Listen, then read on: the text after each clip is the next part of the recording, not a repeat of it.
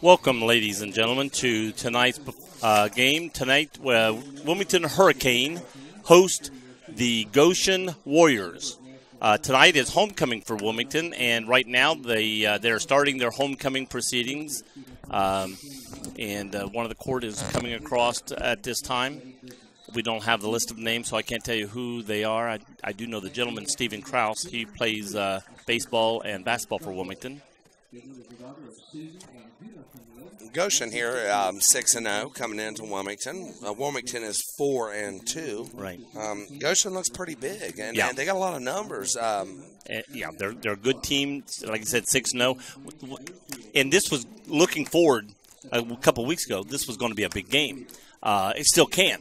I want to downplay the rest of the Wilmington team, but they lost two key players last week into injury, which also then lost the game to New Richmond. Tonight we're going to see, after a week's practice, knowing who's going to be the quarterback, knowing who's going to be the running back, knowing the scheme's better, how well they'll step. I think offensively Wilmington can step in and be okay. I think the running backs, depends, it's all going to key around the quarterback position, how well he can step in and do. But the running backs and the receivers and everything else for Wilmington is going to be good. It's going to be a key thing is the defense, how well the defense steps up. Can they stop Goshen? And you look at Goshen's offense. They're averaging 234 on the ground a game. They're average right around, I think, 150 passing each and every week. Wilmington, of course, last week they lose their starting quarterback, Brady Evans, to an ACL tear. He's out for the rest of the season. Right. You have Dylan Bogart, who's out tonight. He has an injury.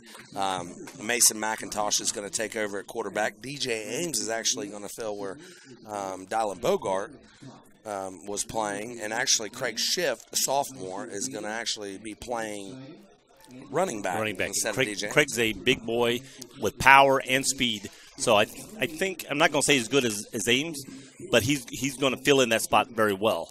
Ames, I think, if they can get him the ball, he's electric. So if that's the key, playing on Dylan's spot, getting him the ball, which in that spot he runs the ball because they'll hand off to him as well as pass to him, which could make him even more effective for the team.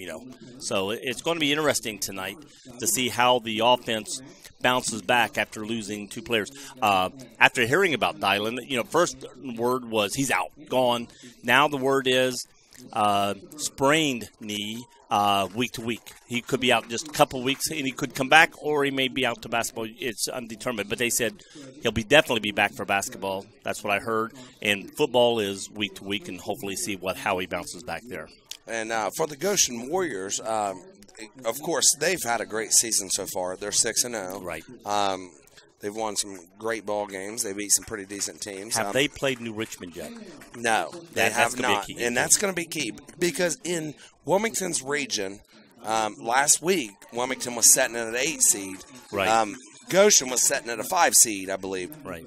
And with Wilmington losing to New Richmond last week, they dropped to an 11 seed this week. Right. New Richmond bumped up to an 10th. Okay, Wilmington's 10. Wilmington's still right in the running.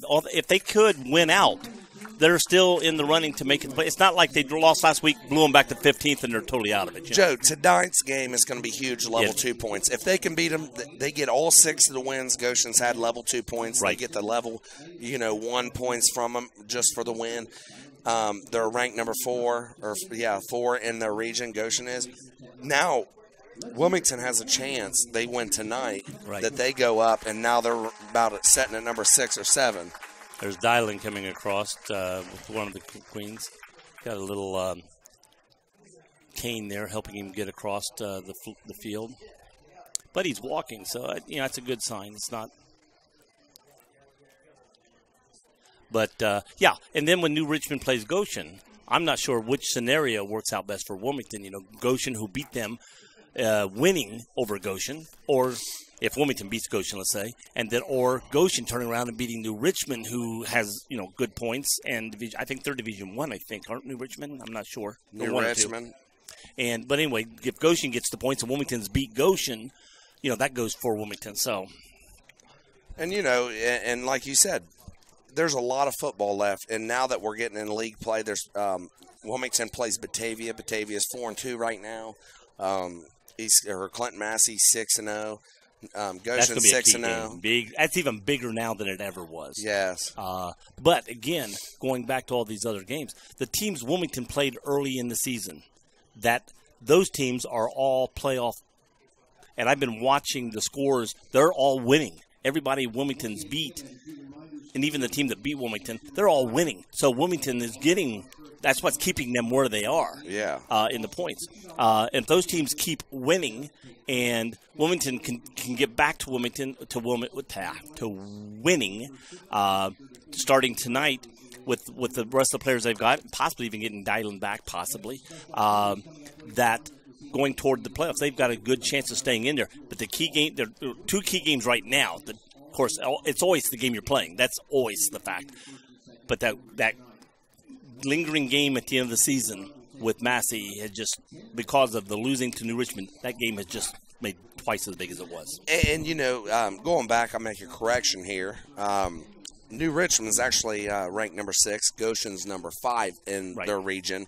And I just want to clarify that. Went ahead and looked it up and found that out. But tonight, it's going to be a huge win. If Hurricanes can come out and get a great win tonight, this is going to be huge for them. Well, it's homecoming. Teams normally play better, I think, at homecoming. You're always pumped up for it. Look at East Clinton last week. I mean, it was homecoming, and, man, they blew Williamsburg out of the water. So I think, Wilmington, they could help pump them up. And, they've lost a couple players. I think maybe in the back of their mind, knowing Dylan could come back, whether he comes back or not, that thought of, hey, he can come back, that's not like losing somebody, and you feel like, hey, we can do this. And I think the guys coming in all feel like they can do their job, and that's going to be the big key. But I believe if you're Wilmington, you have got to be ready to step up. Okay. Oh, yeah. Kids are out. You have a quarterback, starting quarterback, one of your flanker receivers, one of your star players, Dylan Bogart, Brady Evans, great sophomore quarterback. He's out. But the thing is, you got to move forward. You can't look at that. Brady won't be back. No. Dylan will be back, maybe. I mean, we don't know right now. But here's the big thing. If you're Wilmington, we're moving on from New Richmond. We don't want to listen to that anymore. It's done. It's over with. We're starting tonight. We beat Goshen Warriors tonight. They're 6-0. Right. This is going to be where we start our season. I guarantee you, Killen's team, the backup guys, he always has them prepared to step in. And he has confidence in them. He's got them built up. And I'm sure that whoever steps into these positions, they're ready to step into those positions. And look, Craig Schiff's had a lot of playing time over the past weeks. We've covered the games. Yes. We've mentioned him a lot. He has a lot. The second half, they let a lot of the younger kids play. They're ready. They're prepared.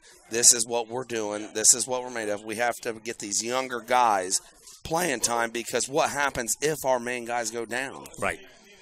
And as far as we talked about the quarterback position, one thing about him, the men around him are all good players. So that takes a lot of pressure off the quarterback position when you've got good running backs, good wide receivers, and Wilmington has great wide receivers. We've got very good running backs. And with Craig Schiff stepping in, I don't want to say we didn't lose a lot with losing Dylan. We did. But with him and the running back we already have that's there, we're still going to, with DJ still in there, we're not losing. We can still do good with the running game, which is going to take a lot of pressure off the quarterback position. And you think about it, Joe, when you step here, we've watched Wilmington the past few weeks. They've relied on a lot of their younger kids anyway. Right. I mean, throughout the game, throughout the game, they just don't go to their playmakers. They're doing things right. Tonight is going to be a true test of adversity, coming back to adversity. Right. You can play. You can win games if you got your great players. You do. Tonight's going to really show Wilmington's true character. Well, one thing we've talked about throughout the games, and you can attest to this. How many times have we, on let's say the wide receiver position, it's never the same wide receiver every game. One game it's this guy where they're going to. The next game it's this guy they go to. The next game it's this. So they have the availability of throwing to any of them at any time. Yeah. And so that helps. it's hard to also to scout a team, and all of a sudden you're scouting this receiver. Hey, he had a good game, but then next week another receiver has a good game. So, and Wilmington has several good wide receivers out there that can catch the ball, and our running backs coming out of the backfield can catch the ball. So, and then our running backs running the ball are very good. And when you've got good scheme, when you got good blocking, a lot of times, the next guy in can keep it moving. And I think Wilmington has a good line. They give these guys a good – DJ just gets extra 10, 15, 20 yards on his own after the fact. But, he's gaining a lot on that line helping him. And going back to Goshen, 6-0 this year, they opened up with Holy Cross with a win, 56-9. They went on the road to Hillsboro, beat Hillsboro 39-15. They went again on the road to Williamsburg, won 50-7. That's beat about the Norwood. same score as East Clinton's game. Yeah. So they beat Norwood at home, 55-17. They played Blanchester, beat Blanchester 41-0, and we did the Blanchester game here with Wilmington. They're a young team. They're a young team. And then they went to Western Brown and beat them 56-0, which is their first league win. So. But and of all the teams you listed there, either we've already seen them or I've been watching on the TV, their win-loss records. None of those teams have a winning record. So the 6-0 can be a little deceiving sometimes. Wilmington's win-loss record is against good teams.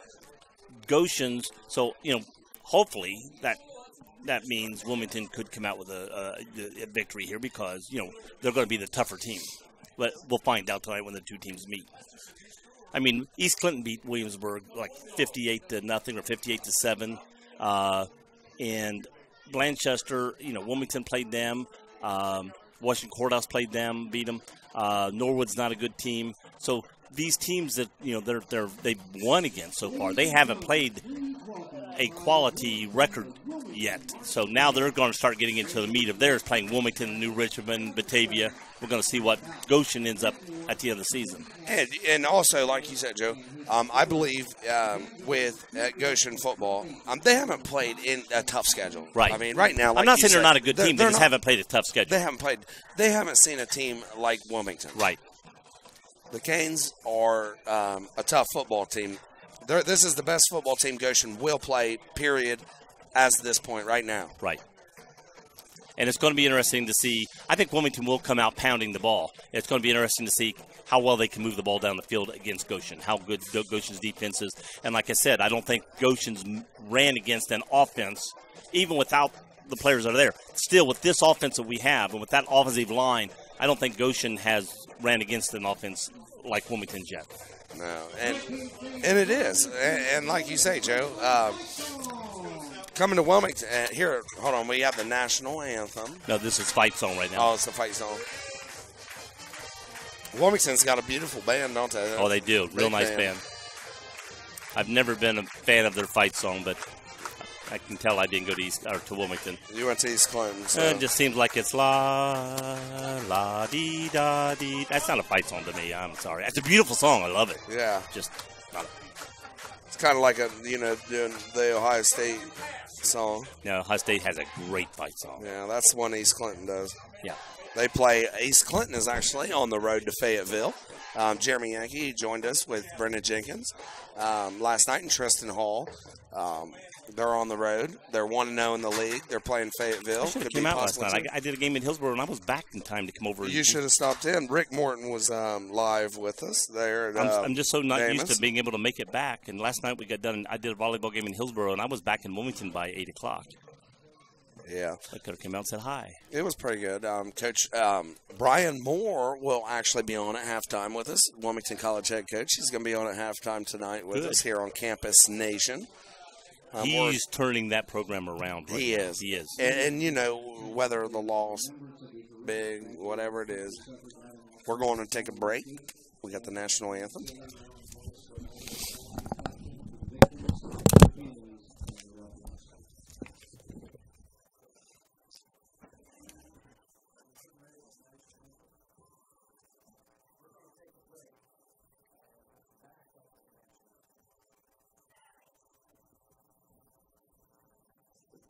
Thank you. Please remain standing now as the American Legion Honor Guard and the Wilmington High School Marching Band will have the performance of our national anthem, the Star Spangled Banner.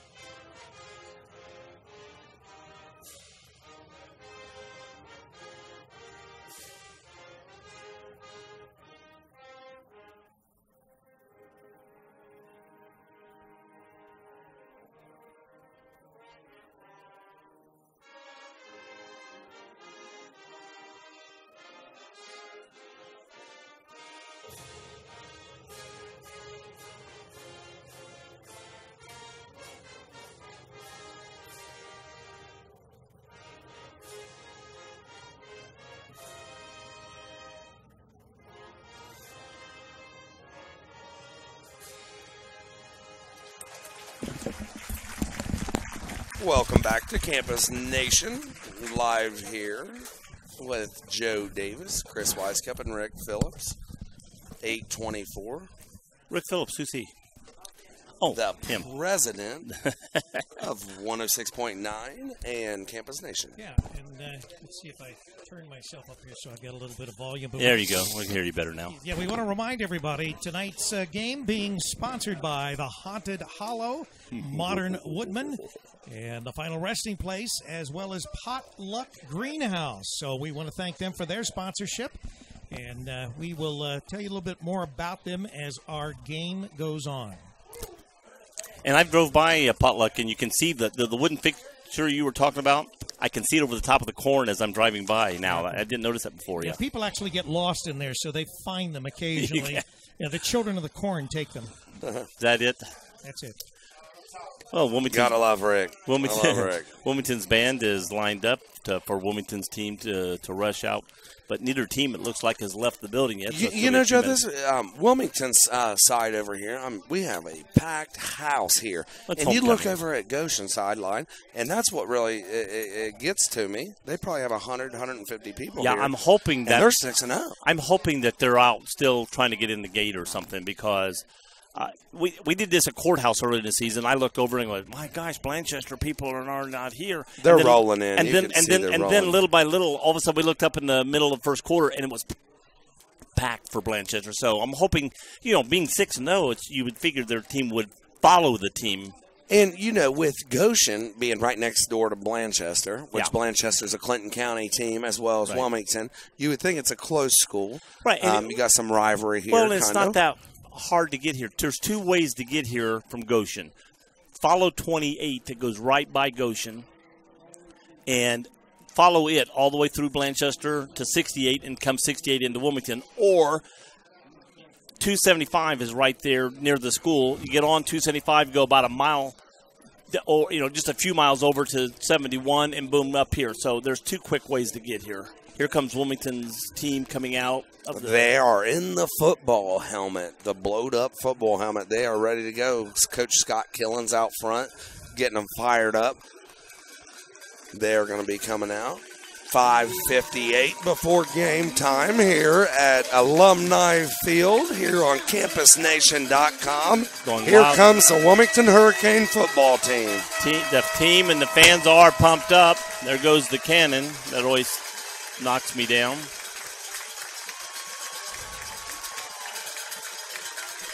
Yes. Wilmington seems like they're fired up, ready to go. We have kids coming out behind them, a little bit of them. They're pumped up, ready to play some football tonight. Yeah. We got 5:25 left on the clock before game time, so. See Coach Scott Killen walking down the sideline. Here comes Goshen's team coming out of their locker room now. And Goshen's got a big football team this year. For a size of school it is. That's exceptional because you can see how size their band is compared to ours. They're a Division III school. They're the same region as Wilmington. But they're not a humongous school, and it's compared to ours. They're a Division III school. They're the same region as Wilmington. But they're not a humongous school, and it's compared to ours.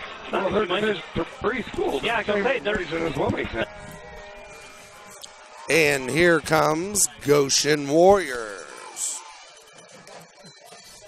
The Goshen Warriors are coming out. They're running down the sideline. What's that? The Wilmington Haunted Hollow Ride brings to Clinton County Fields alive every Friday and Saturday night now through October 28th. Experience the fire-breathing sounds. Come aboard the Sawdust school buses for a haunted ride you'll never forget. Terror in the Court, Slaughter Hotel, and the all-new Evil Asylum will chill you to the bone. Wilmington Haunted Hollow Ride, 1261 West Dalton. For more information and directions, go WilmingtonHauntedHollowRide.com.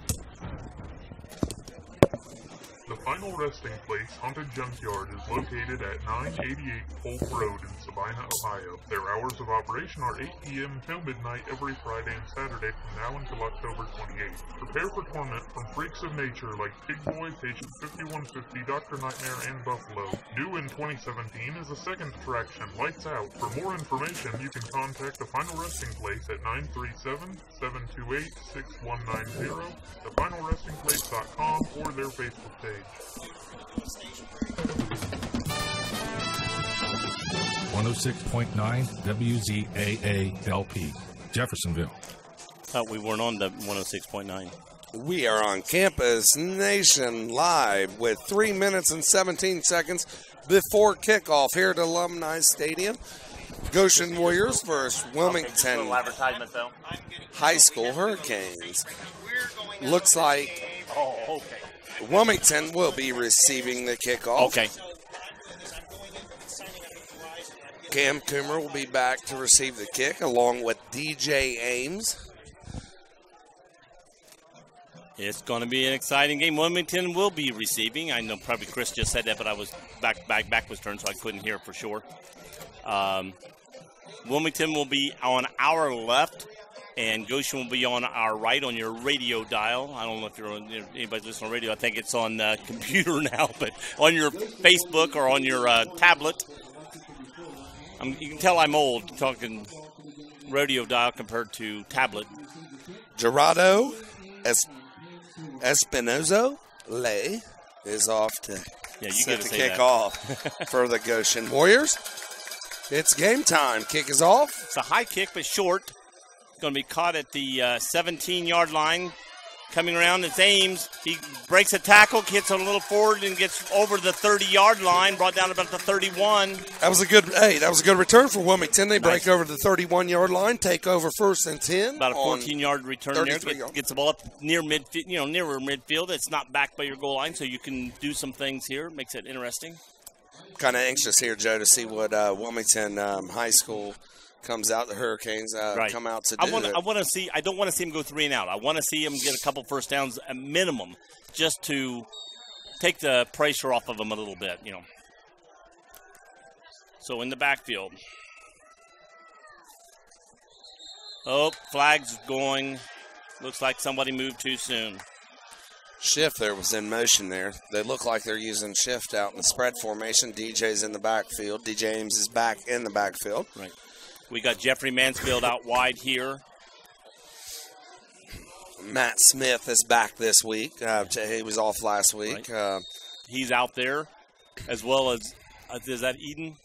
Yes, we got Eden. 2 wide, 2 both ways, and 1 in the backfield. And that is shift. In motion is pitch out to Ames in the backfield, and he's going to get about to the 29. So gets a few of the yards back, about maybe 3 of the yards back that we lost. I think we were actually on the 32 rather than the 31. If you're Wilmington, you got to make sure that you cannot let that defensive end get upfield to keep contained. Right. You've got to push him back towards the defense. Yeah, right now they've got Ames in the backfield as normal. So we got Ames and McIntosh in the backfield. Schiff out to the right. That was Schiff in motion a minute ago. And Ames again has the ball coming around the right side. Got an opening, and he gets pushed out of bounds. And yes, he was out of bounds. I was going to say he was already out of bounds when he got pushed. I think that's going to be a personal foul on Goshen Warriors. So we got the ball to the 42. It's going to give up. Wilmington's going to be a first down here. We would have got the first down anyway. This is going to give us a longer first down. Yes, it's going to give us about a 15-yard walk-off. Yeah, because he went off before the 40, sort of took himself out of bounds, and then all of a sudden the push came. It's a personal foul, and that's going to give Wilmington, they're going to be on in Goshen territory with 11-16 here at Alumni Field. 0-0 here. Wilmington's moving. Right. Got the ball to the 43-yard line of Goshen. That's what I said I wanted to see happen. Wilmington, now that takes pressure off these new guys that are filling in. Wilmington's moving the ball, so they feel better. Now we got one right, 3 left. And, fumble, ball loose. They couldn't make up their mind. I think Wilmington got the ball back. Nope, Goshen did. Joe, when you're in a zone read, looks like Mason McIntosh is his first week playing quarterback. Right. He played half week last week during the game. But when you run zone read, you got to either pull it or give it, or you pull it. And the thing is, he held it in there too long. Too long. If he was going to keep it, get it out of there. Yes. And so as long as he kept it, the running back thought he was keeping it, and then they pulled against each other, and the ball went loose. Yes. Not what you want to see happen right now. Goshen Warriors 1st and 10 on the 45. They got 2 in the backfield with the quarterback. Hands off. No, keeper by the quarterback. He gets up to about the 50. So it's going to be about a 5-yard gain. They had the ball at the 45. Gets the ball almost to the 50. Now, what we was talking there, Joe, Goshen's quarterback, that was a little zone read there action. Right. He read off the defensive end. He pulls the ball.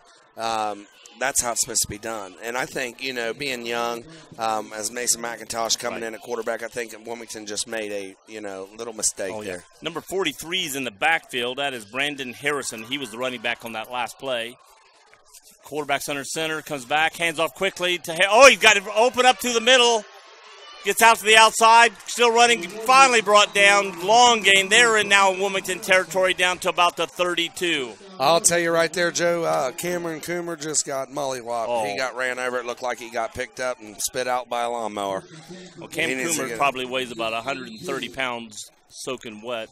Playing there at safety, he's got to step up and make a big play. You can't take a kid on head-to-head. You got to take his legs out. That's what he's got to do. And again, we got 2 in the backfield. It's 1st and 10 here. And Harrison is the main running back. Fakes it, going to throw out to number 2.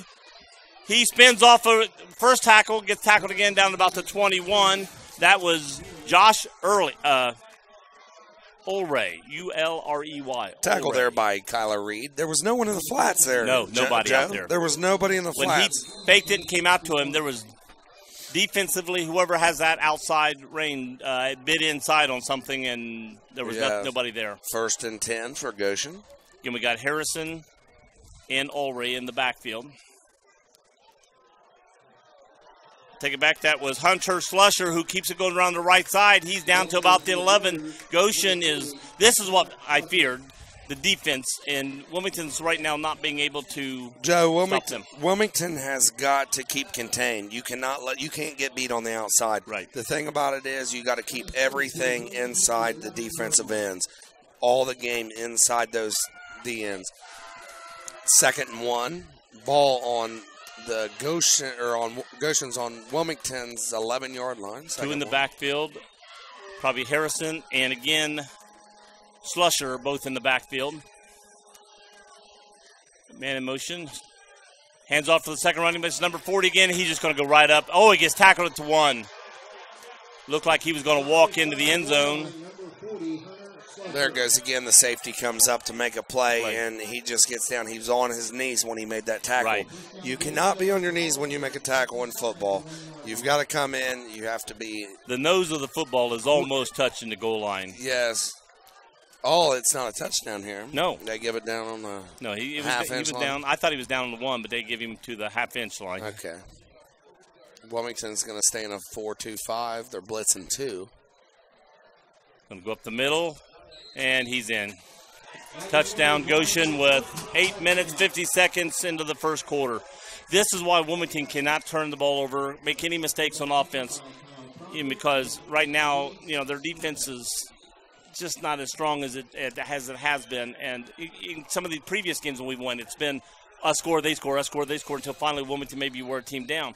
But right now, we've got to score. We can't let them score. Yes. And we're not even slowing them down right now. Number 4 attempts the extra point and is up, and it is good. Espinoza-Lay. So, with 8 minutes and 50 seconds in your first quarter here at Alumni Field, Wilmington High School 0, Goshen Warriors 7. It's campusnation.com. Joining us tonight, we have Joe Davis and President Rick Phillips operating the show. Wilmington's got to capitalize here, Joe. They have to come back and score. This is a big, possession for them. You've got to answer. This is what I've always said every week. And especially since we lost the ball on the first drive, we've got to answer this one. We've got to come back and answer with a score. We cannot get maybe midfield and then give them the ball back again and let them just march down the field like this. If they are going to, if our defense is going to let some yardage up and some stuff, we've got to score when we get the ball. Exactly. So Wilmington set to receive the kick. Cam Coomer and DJ Ames is back to receive it. Number 4 for Goshen. I'd like to see DJ will be kicking off. Take off on this one. Gerardo going to kick it off there for Goshen. This is a big possession for the Wilmington Hurricanes. Ball hits the ground. Cam Coomer. Coomer picks it up. Running around, gets hit at the 20, and falls down at the 20. When he gets that, he needs to watch the ball there. He kept the ball I out. that ball. Did you see him? I it looked like a bread yes. basket. He was I took like a he was deep carrying a breath loaf of at bread. that time. And I don't know if you can hear me on the radio, but I was... Yes, something you have to do. Wilmington take over. You're a big, tall boy out there. 1st and 10 on about the Goshen 20-yard line, maybe 21-yard line. Wilmington over huddled up. Wilmington's got 80 yards to drive here, Joe. They need to do something right here. I don't know what Scott Killen was talking about to him, but here's the thing. It's time to go. Drop the ball. Yes. D. James in the backfield there, isn't he? Yep, DJ's again in the backfield with McIntosh. Passes out to Craig Schiff. Schiff's got the ball. Broke a tackle, keeps going. And I tell you what, that's one thing that young man can do. He can break tackles. Craig Schiff can run the football. That's a good kid. He's a sophomore. He's been in the games in the past few weeks when they've been up. He's had an opportunity. People are going to see what the next couple of years we're going to have in that backfield because that boy is good. Yes, Craig Schiff is tough, and he's a solid runner. All right, here we go again. Ames in the backfield with McIntosh. Hands off to Ames. It's time to go around the left side. Big opening. Oh, he breaks it out more left outside. He's got the opening on the outside going down the field. Gets around the 50-yard. Let's see where they mark him out. Wilmington has 2 drives there. Hey, 2 for 30 yards. That's 15 yards. Wilmington's going to come back and capitalize here. They're ready to roll. Bite ourselves in the foot. Our offense, I think, will be okay. Last time was just a fluke mistake. Wilmington's got the ball. 1st and 10 on their own 48-yard line. 2 yards shy of the 50. We got one in the backfield. Ames is in the backfield with McIntosh. Hands off to Ames again, coming around the right side, cuts in a good block. Spin move, grabbed his T-shirt, and he's going to get about I think they may give him a first down on this one where the referee's marking him. You know how important it is for receivers to block, to fire off, to block. You watch Matthew Smith out here spread right. He makes a decent block. He needs to stay with his block. Right. But he made a nice little block, put at least a second or 2 in front of him, let Ames go out in between him and get on. So that's first down again. That play is going to go outside or inside depending on the block. He got the block, gave him a hole, and let him go. Here's man in motion, a shift in motion, fakes him, gives it to Ames again, cuts up the middle, big hole, keeps his legs moving and gets down to about the 33-yard line. Joe, this game is going to be based off turnovers, I believe. I think each team's going to go back. One put it in, another put it in. Wilmington put a drive together. They just fumbled last play. Yeah, I mean, it was all that's why I said it was a fluke mistake. It wasn't anything really Goshen did. It was our own doings. Yes. So here Wilmington is moving the ball. We've got 2nd and about a yard. Again, we got Ames in the backfield with McIntosh. Looking to pass, throws it out to Craig Schiff. Schiff's got the ball, being grabbed, pulled down, but I think he got the first down. Going to get down about the 31, just not quite to the 30. And Craig Schiff took over in the spot of where Dylan Bogart was, and he's playing nice ball. He is. I mean, he's ran the ball nice. He runs in that jet. Are they marking it, or are they going to measure it? When they run the jet sweep there, He's the man in motion. I think they're going to measure. Nope, they're going to give him the first down. Never mind, Joe. I'm sorry, I was just watching that out there. All right. Wanted to find out what they were going to do with the ball. Keep her rolling. All right. Got an empty backfield now. Got quads out here to the right, one to the left. And it's going to be a keeper. He's going to run it up the middle. Going to get about 2 or 3 yards. They looked like they went with an open backfield that time. Yeah. Shotgun with Mason McIntosh there. They pick up 3, though. 6:31 to go. As well as they've been running the ball, I would not, other than these little passes out of the backfield, I would not look deep to pass the ball at this point in time. You know, if it's working right now, don't break it. Don't change things. Okay, we got Ames back in the backfield. To the left, to the right. Shift in motion. Hands to Ames going left, cuts it back in, gets hit, keeps going. I'll tell you right there, Joe. Hey, that was a great play. He could have got by Ames. Lost yardage on that play. But he made a nice jump cut. He did. To the middle and picks up about 3 to 4 yards. That play was go more left outside, and it wasn't there, and he cut it up to the right with that jump move and did a very good job. We'd like to remind everybody, tomorrow at 12:30, we've got the Miles Golden Bears at the Central State Marauders right here on Campus Nation. Hand off to Ames, coming to the right side, cuts it in, big hole, keeps going. They can't bring him down to the 9-yard line. First down and goal going to be for Wilmington. We was talking just briefly ago when Goshen scored. We said, okay, how's Wilmington going to bounce back? And are they going to bounce back? Are they going to let that turnover affect anything they've done? No, they're not. They're driving the football. They're ready to play football. And it's what I said before the game started. Wilmington's offense will be okay with what they've got out there. They've got good coaching, good players. Exactly. Ames in the backfield with McIntosh. Keeps it. No, hands off to Ames, going around the left side. Cuts outside. That's a touchdown. Going around the outside, and they're going to say touchdown. That was close. That's the thing when you're playing the game of football, and game of football is inches. He comes in there, he puts his hand out there. That could have easily been a touchback. And I heard this on college football the other day when a quarterback put it out there and got it knocked loose. You're only gaining a few inches. You're gonna don't put that ball out there. It's not fourth down, and it's not fourth and goal. If he would have lost the ball going into the end zone, that's a touchback. Wilmington loses the ball and the points. Rory Bell, is this Rory Bell to attempt the extra point here? Ball's down, up, looks good. And far. So, with 5:06 here on CampusNation.com, we're at Alumni Field. We have Wilmington Hurricanes 7, Goshen Warriors 7. Man, Joe, that was big for the Wilmington Hurricanes here on homecoming night. Now, Wilmington needs to put a stop. Slow them down. I mean, last time they just went down the field. It was record time scoring.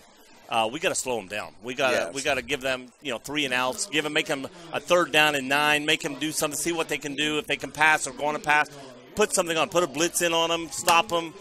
Force turnovers. Turnovers is big right here. Oh, that's what I think this game is going to be based off turnovers. I believe. Don't you think, Joe? Wilmington, of course, And who has the ball last? Yes, that is. You're right, and that's huge. Especially if you're Wilmington Hurricanes here. It's their homecoming night. I was watching a game last night. Huge. Sydney played two big games last night.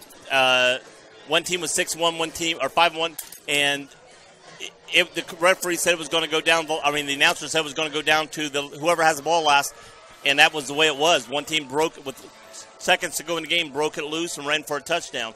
That's what this game could come down tonight. So after the game, or at halftime, Coach Brian Moore, Wilmington College, will be up here. Ball loose on the ground, falls on it. Like I said, at halftime here, Coach Brian Moore, Wilmington College Quakers, will be up here. He's really changed the program around. They're 2-2 now. They're 1-2 in their league, 2-2 overall. They beat Capital at home.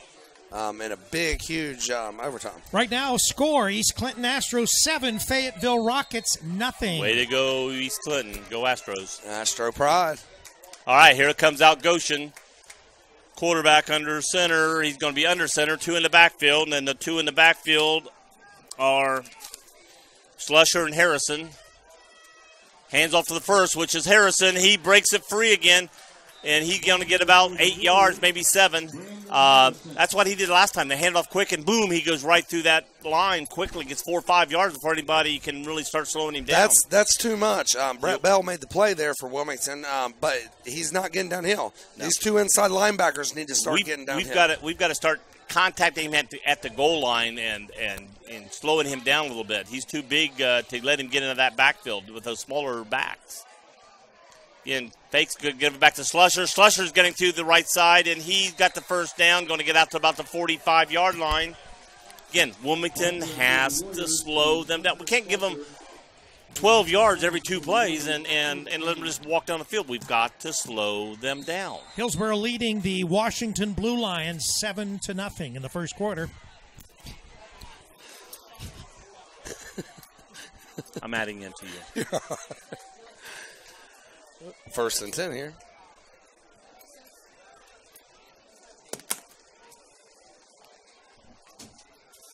And quarterback back fakes, throws outside, threw his hands in, out of bounds. Ooh. That one's kind of can get picked, but unfortunately, when it went through his hands, it was out of bounds. So Dorian Taylor there made a nice play. He came over the top. That could have been a big kill shot for him, Joe. And Dorian's got speed. If he could have got to that ball, he's gone. Jackson and Miami Trace, 0-0 in the first quarter. Blanchester over Williamsburg, 14-0. That also in the first quarter. That surprised me on Jackson and Miami Trace. 2nd and 10 for Goshen Warriors. Ball on their own 45.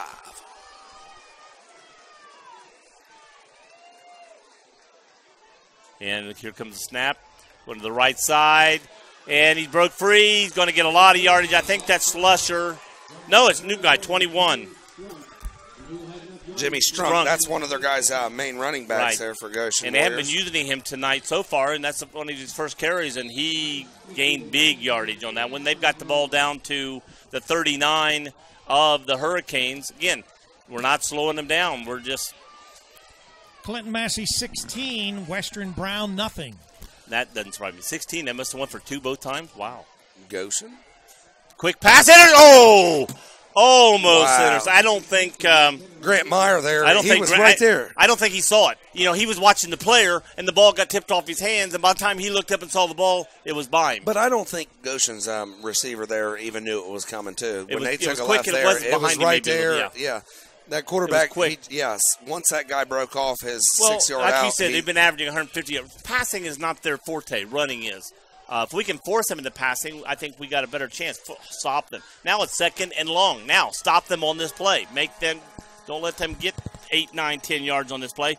Here goes Harrison out to the right side. He's going to get about 3 yards, I think. So now it's going to be 3rd and fairly long. Okay, now are they going to pass or are they going to throw? I do think Goshen's in 4-down territory, though. Well, Wilmington here, sets it. They're giving up 3-4 yards every time, Joe. Every single time. Well, when you give up 3 yards, you say that's a great stop. That's not good news. Luckily, it's 3rd and 7 now. Do you think this is 4-down territory for Goshen? Yes, I do think so. I think Goshen's not going to slow down. I don't think they're going to punt. They need a big stop here. Wilmington needs a big stop right here. And it's going back to the backfield. There's a flag going up. I think it may come back. Maybe a false start, maybe? Or maybe a legal motion. We'll find out. We'll go to our referees down on the field. Flag is thrown on about the 36-yard line there. Oh, it's going to be Wilmington. It's going to be Wilmington's coaches out on the field. Doug Estes is holding his wrist. It looks like he's hurt out there. He comes off the sideline. Yeah, when the flag came, I thought it was going to be somebody moved too soon, break up field, but he came back and pointed to the coaching staff. 4th and 3, Goshen's going to be. They are going to go for it. Here's what Wilmington, can they stop them? Can they? If you're Wilmington here, you got to put the blitz on. I'd bring Garrett Hickey and bring him right up in the A gap and walk him down. That's here what we they're go. Doing. It's going to be. They hit him in the backfield. They stopped him. That was their number 21. That was what a play. And they did, like you said, they came in the backfield. Yes. They came through the A gap. They blitzed. They did everything perfect. And he got hit 4 yards behind the line of scrimmage, which we have not been doing. We've been letting the guy get 4 yards in. We hit him in the backfield. We stopped him. Wilmington takes over. So now that's the same as our fumble earlier. Yeah. We got the ball back. We get the ball back. It's evening up now. So if you're here, joining in here now at campusnation.com with 2 minutes and 33 seconds left in the first quarter, Wilmington Hurricanes just took over the ball. Got the ball on their own 36-yard line. It's 7-7. Now we got to go back and let them know they're at Wilmington. Get a score here. We got quads to the right, one to the left, open backfield. Last time he ran the ball up the middle off this. Let's see what happens. He's looking. Whistles being blown.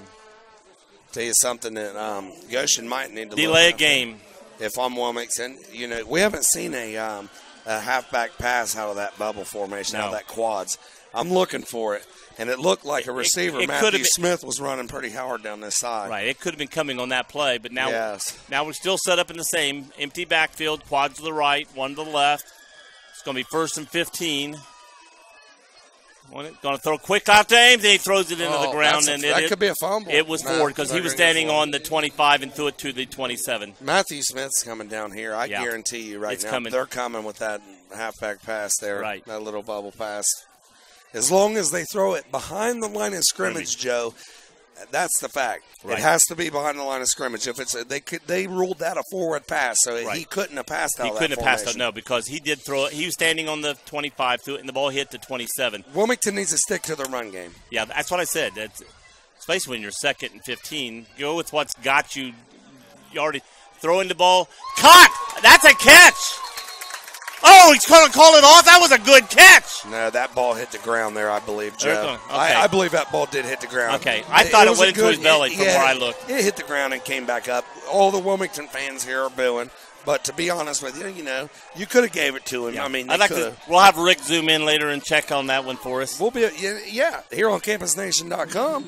You can also watch the video, and if you want to go back and watch that, you can see it. We're right here on the 50. We have ran the ball for great yardage the whole game. We've passed on 2 downs in needing 1st and 15, and now we're 3rd and 15. Because you're passing. You got to run the football. And now if we run, we might get 9 yards, but it's not even going to get us near where we need to be. Here comes Ames to the right side. He's going to get to clear the edge. If he didn't get tackled on by he had the corner impossible to get to the first down. I want to shout out to Jeffrey Mansfield there as a wide receiver. Did you see the block he just laid right there? He drove that man right up field. But see again, he's a first-year senior. We gained playing football here at Wilmington. We gained 10 yards on that running play. Yes. Why we're not running? Yeah. It is what it is. They're back. It's 4th and 6. They're going to punt the ball. Jeffrey Mansfield, that was a great block by him. It was. I'd like to see more action to him. It's a fake. It's a fake. Going to get Ames on the 40. He got the first down. He got the first down. What a play. What a call by Scott Killen. Scott Killen right there says, you know what? It's homecoming night. We're going to go and we're winning. And that's they're going a to take first every down. chance. Yes, it is. First down. What a call. But what a run by DJ Ames. It was. DJ Ames was caught in the backfield. He was touching the backfield. He made a great cut coming back to the inside. It was hiked to the up man who handed it off to Ames. He didn't. It wasn't high. And a lot of times when you have that, it's hiked straight to the running back. It wasn't. It was a handoff. Yes, I agree, Joe. Here Wilmington is. They're fired up. There's 1:32 in the first quarter. They kept the ball. Now they got the ball near midfield on the 47-yard line. 7-7 here at Alumni Field. 1:24. One in the backfield, which is Ames. 3 to the right, or left, 1 to the right. Looking to the left, throwing.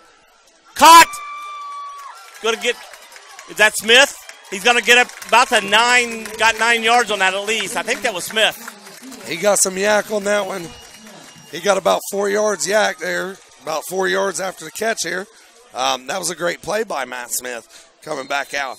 These receivers don't realize how important their blocks are. Oh, man, yes. These blocks right here. Man in motion.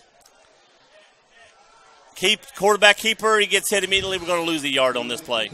Here's the thing. You got to put the ball in the playmaker's hand. If you got to give the ball 40 times to DJ Ames, you give the ball 40 times to DJ Ames. And I think when you get DJ and Schiff, 2 great running backs, But here's the thing: your workhorse is DJ. Right. DJ's your workhorse. You give it a little bit, you can pass the bread around a little bit. But all in all, DJ Ames is your stud. Well, I'm saying the number 2 running back would be Schiff, and you're giving it to your third running back. They give it to DJ. They spread him wide.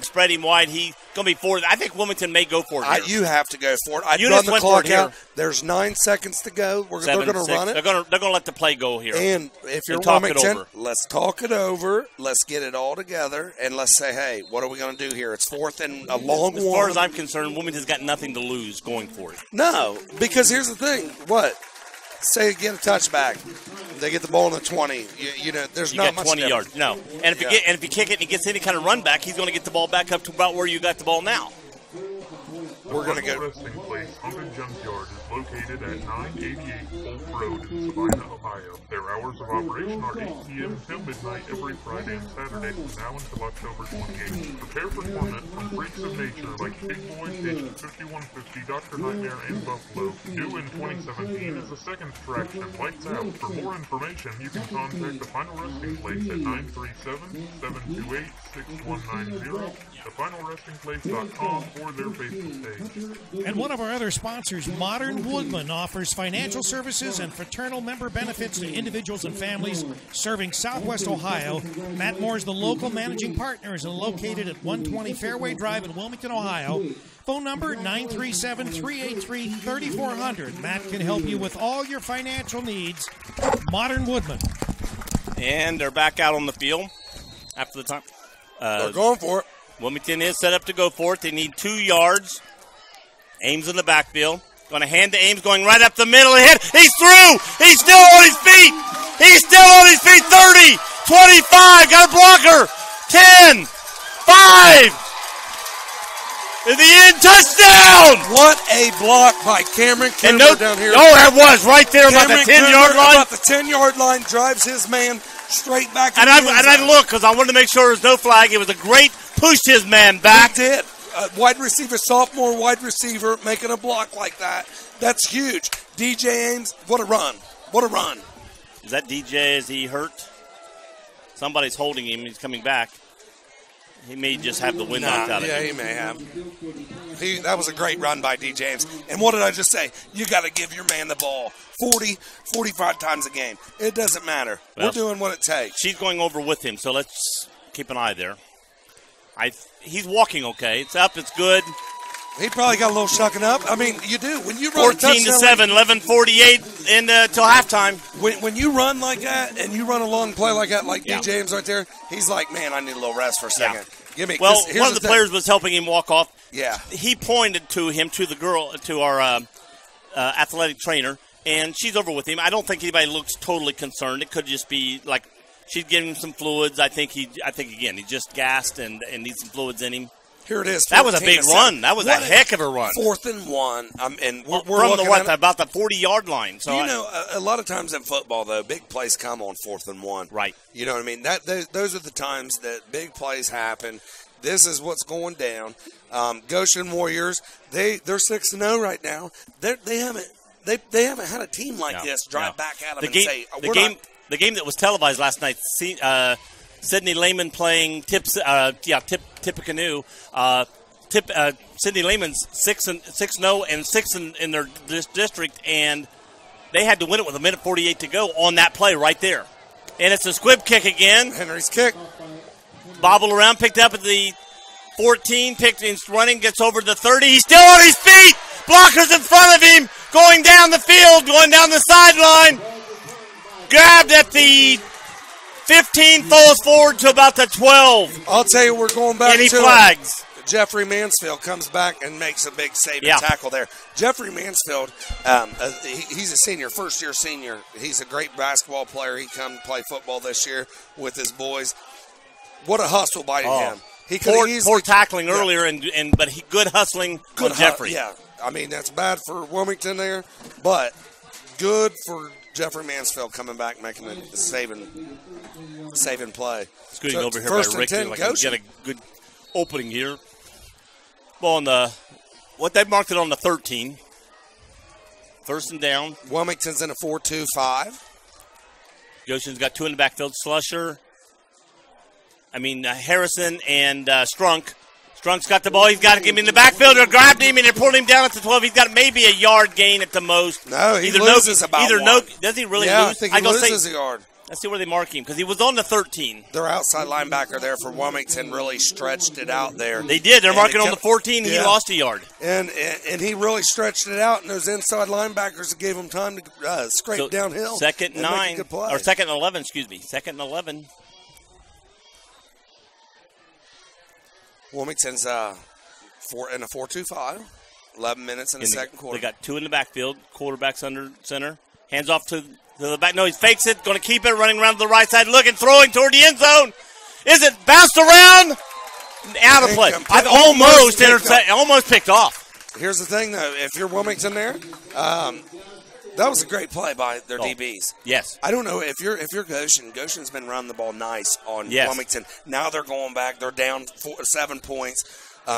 What are they thinking? They've not been down all year. They've been killing teams all year. When they got the ball on the 13-yard line, run, they're going to run right up the gut on us. Okay, they ran the ball the first time we stopped them, and maybe they're a little shook up. Maybe their coach was like, man, we're down 7. We haven't been in this situation all year long. We have got to do something different. And they did. They're going passing. Strunk and Harrison in the backfield. Going back, hands off to Strunk. Second man, fake, going to the end zone, overthrows him. Good defense. With that 22. Joe, what did we just talk about? Grant Mayer on the defense, good play. What did we just talk about? Goshen's been running the ball, run, and now they're down 7. Their backs are against the wall. They're passing. Looks like they're going to go for a field goal here. Someone hit you. This will be a 31-yard attempt. They're going for a field goal, which would number 4 there, Gerardo. Let's see what they can do here. Watch for a fake too. Gerardo, his kick is up. It's good. It's good. 3 points, but Wilmington keeps the lead. 14-10. 10:41 left in the first half. Wilmington Hurricane over Goshen Warriors. And we got a game going here now. Here's the thing. What a great stop by Wilmington Hurricanes defense. What was that word you just used? I said they had to have a stop. Stop. They finally got a stop. Even though their defense played as well as they could. Like to remind everybody, one of our sponsors, the Potluck Greenhouse, they have their first annual Amazing Fall Festival. It's taking place on weekends from September the 30th through November the 5th.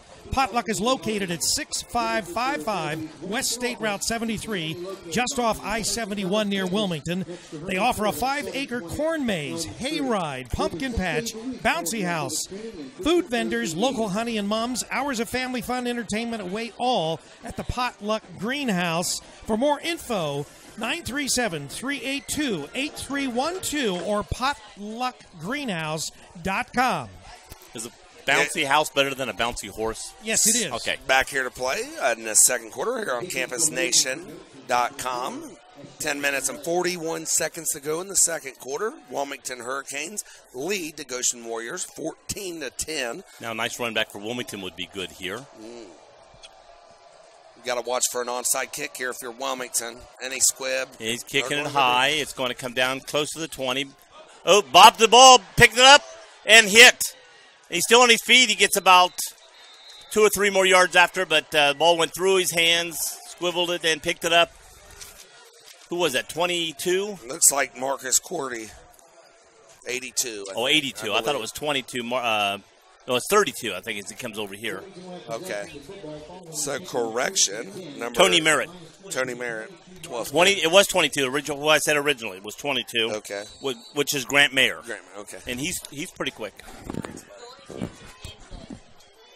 So, Wilmington takes over. I hate the Wilmington's numbers. I'm trying to read them at night. On the 23-yard line. I cannot read these numbers at nighttime. It's terrible. That orange with no – they need a white line around that orange. Set those numbers off. Goshen's in a 5-3, 5-2 defense. They're walking their safeties down. We got 2 in the backfield. And we're running the ball up the middle. Lost the ball. Fumble. Ball bouncing loose. Looks like they're signaling Goshen might The have players this football. are. Let's see what the. There Yes, it is. the referee Goshen signals does. Goshen. I don't know who ran the ball. Now, if you're Wilmington here, Joe, you got to settle down. Okay, it's 14-10. You're still winning. Defense had a big stop last play. Who was the running ball back on that play? I don't think it was DJ Ames. I don't think it was Ames.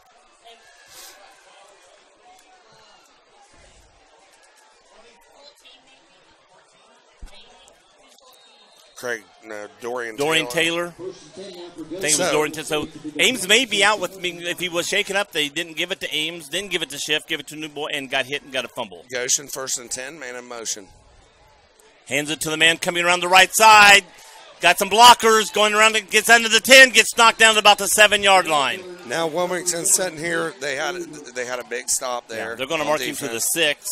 They had a big stop there on defense last They time. had everything going their way, and now they're letting that's Goshen back in. and that's their second turnover, Right. second fumble. Fumbles, like and you said, turnovers is going to be a key ticket to this game. To this game, and who has the ball last? Well, you know, if you can't keep giving the ball to the other team and expect to stay in the game. I'd like to thank Wilmington High School for having us here, Campus Nation here. Again, the ball's on the 6-yard line. Man in motion. 2 men in the backfield. Ball's loose. Ball's loose there. Let's see what happens. Looks like they fell on it. So it'll be 2nd and goal ball on a 7-yard line. That was a mix up on the snap, and quarterback fell right on it. 2nd and goal. 2nd goal from the 6.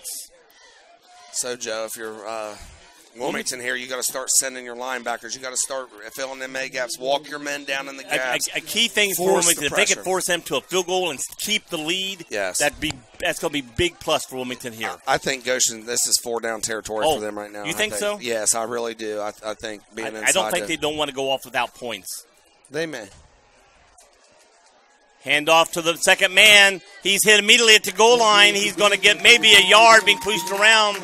That's the 5-yard line there. They've already blown the whistle, I thought. They blew the man helmet falls off there. One of the Goshen Warriors lost their skin. I heard a whistle. And then all of a sudden the line moves and the referees go with it. It's like, whoa. Well, when the referee puts their hand up, you know, usually the ball's They're going to give him to the 2-yard line. He was stopped at the 5. We thought we heard a whistle, and then all of a sudden that line moves to the 2. We got a score here. East Clinton leading Fayetteville 13-0. Wow. East Clinton still in the first quarter, they say. So, 3rd and 2 on the 2-yard line. Right. 3rd and goal on the 2-yard line. 3rd and goal, and big stop Wilmington's got to send the linebackers. They're walking linebackers down on the goal line. Man in motion. Hands off to the first man. The quarterback keeper, nobody. There was nobody. Nobody. What a great play fake by Goshen Warriors. If you got an outside linebacker that's staying in position out there, or defensive end, he's not going to have that. But you got to play your 111th, like you just said, Joe. You have got to play your 111th. That defensive end's job is to come up field and keep contained, or linebacker, whatever they're in. And if he's going, if the play looks like it's going up the middle, you're an outside linebacker. You're not going to. I mean, your defensive end, you're not going to be in on that play. You need to stay outside. Goshen's kick, Gerardo's kick is up, and it is good. So, with 8:41 in the second quarter here at Alumni Field, we have Wilmington Hurricanes 14, Goshen Warriors 17. Hollow Ride brings to Clinton County Fields every Friday and Saturday night now through October 28th. Experience the fire-breathing sounds. Come aboard the sawed-off school buses for a haunted ride you'll never forget. Terror in the Court, Slaughter Hotel, and the all-new Evil Asylum will chill you to the bone. Wilmington Haunted Hollow Ride, 1261 West Dalton. For more information and directions, go WilmingtonHauntedHollowRide.com. Some other scores here. Washington, the Blue Lions, now leading Hillsboro 14-7. The Wayne Warriors over the Beaver Creek Beavers 14-7. Blanchester leading Williamsburg 28-7. That's a good score there. And then Massey over Western Brown, the Broncos 37-0. Wow. Blanchester over Williamsburg scored is not shocking. Another interesting score, Miami Trace leading Jackson in the game that we've got on our other network, 14-7. Wow. Looks like East Clinton tonight. They beat Fayetteville, go 2-0 in the small division in SBAC, which Bethel Tate is 6-0, and they lead the league. They're 1-0. They're tied. They have Bethel Tate next week. What a great. Hey. Whoa. Don't fall on me. Tripped my cord. My cord tripped me. Wilmington has been, but boy, that ball was short kicked. I'm looking through glass. Was that an onside kick? Yeah. It looked like an onside, but that was a great play. I figured they were trying to catch the Hurricane off guard. And they did. They tried to do a little squib short kick and catch it, but luckily one of the Wilmington players was able to get to it and catch it. If that ball comes out, hits ground, bounces around, that's anybody's ball. That's a great play up front, Wilmington. You know, usually you're in a fire mode there, onside kick, but he made a nice play coming up. That kid made a nice play coming up and catching that ball with all that pressure coming from Goshen Warriors. Wilmington has the ball on the 46-yard line, which is almost midfield. So they're starting off with good position this time. Now, let's don't do anything stupid. We don't need to turn the ball over. Ames is back in the game in the backfield. That's good news. Oh, wait a minute. That's not Ames. That's the quarterback I saw. Handing off, coming around the side of Schiff, coming to cut it through, cut up, he get hit. That's not Schiff. That's 22. And we have a flag in the backfield. Grant Mayer. So it looks like DJ Ames is not in. Well, he was shook up last week, if you remember, when he came out. When we got the first word, he's gotten shook up again this week. Grant Mayer ran the ball that time. And when it's coming back, this has probably a hold. Holding on the offense. Oh, they doing concussion? That's what it is. All right. DJ's in concussion mode right now, checking him out. If he's got concussion, that's going to hurt Wilmington deeply. I'd be going with Schiff as my main guy in the backfield with the running back, but of course I'm not the coach. Goshen's walking their linebackers down in the gaps. They got 6 men up front, 5 men. They're blitzing. They're coming at them. They're giving Wilmington everything. He's looking to pass, going deep down the right sideline. There's Smith, overthrows and almost picked off by looks like number 3. Deontay Bailey. Yeah, he's a senior there for Goshen, wide receiver DB. Wilmington's young right now. They got a lot of young kids on the football field. And the thing this is the future Wilmington out there on the field right now. That's what it is. If you're Wilmington, I don't come out of my game. I keep running the ball. You can't go into mode just because it's 2nd and 20. Just like again, you got to give it to your playmakers, your best guys here at this point in time.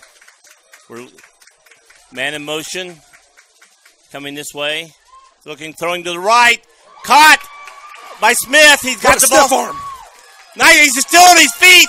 Got over the 50 and finally pulled down. So it's going to be an interesting call here on the next play. That was a great stiff arm there by Matt Smith. He gained about another 3 yards after that. Yeah, he was really fighting. Coming off last week, Matt Smith didn't play. So he comes back. After the penalty, nice catch. After the penalty, which was we're down now to needing 3rd and maybe 6. 3rd and 6.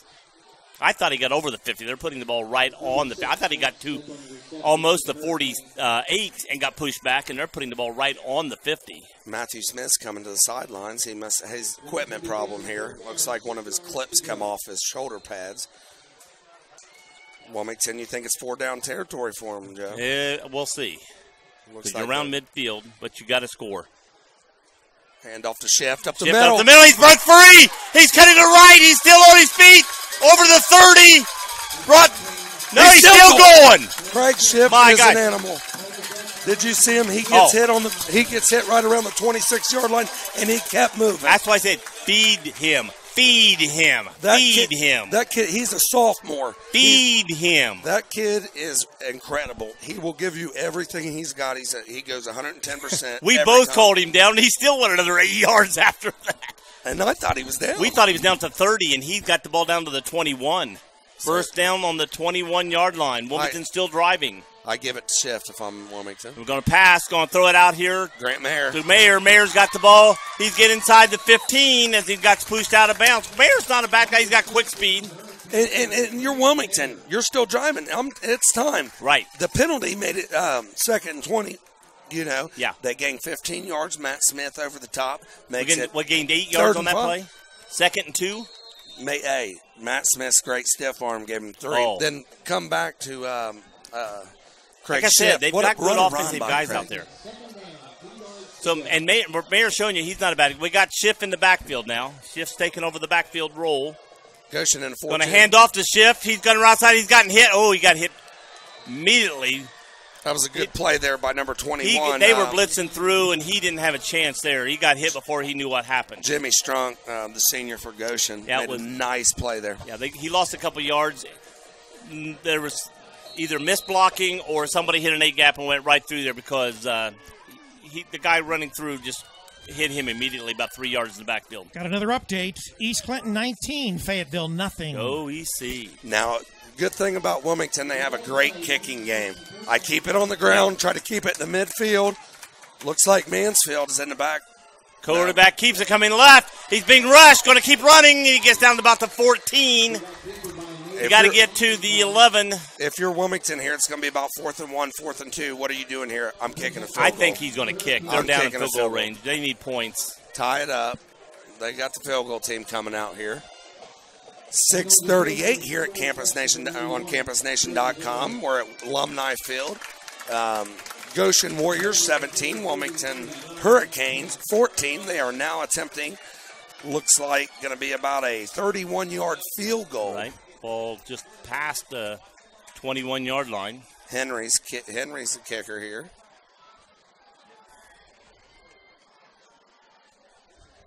Cam Coomer's snap. Kick goes up, but the whistle was blown. I didn't see anybody from Wilmington moving, but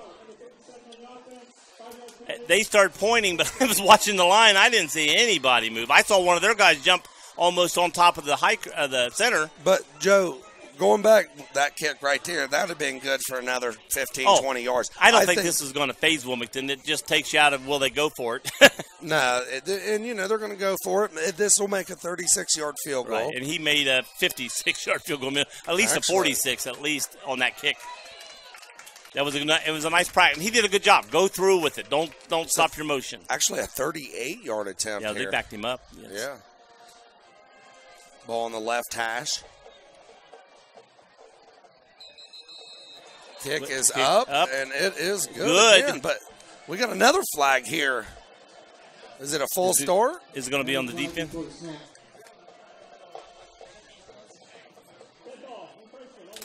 We're going to get the ball back. Yeah, but if you're Wilmington, the ball was blown dead. You cannot. Yes, I understand. But if you're Wilmington, that kind of hurts. You have your field goal kicker just made 2 in a row. Right. He's got to kick it again. Right. And they're going to kick it again. Yeah, because in high school, if you break that plane, it's like the offense moving. It's blown dead. So we'll see what energy here Henry has. Let's see his consistency rate here. In our other game, Miami Trace leading Jackson 14-13 in the second Here quarter. Comes Jackson. It's a 33-yard attempt now for Henry. Kick It's is up. It's good. 3 in a row. Hey. Oh, Wilmington ties the game with 6:04 left to halftime.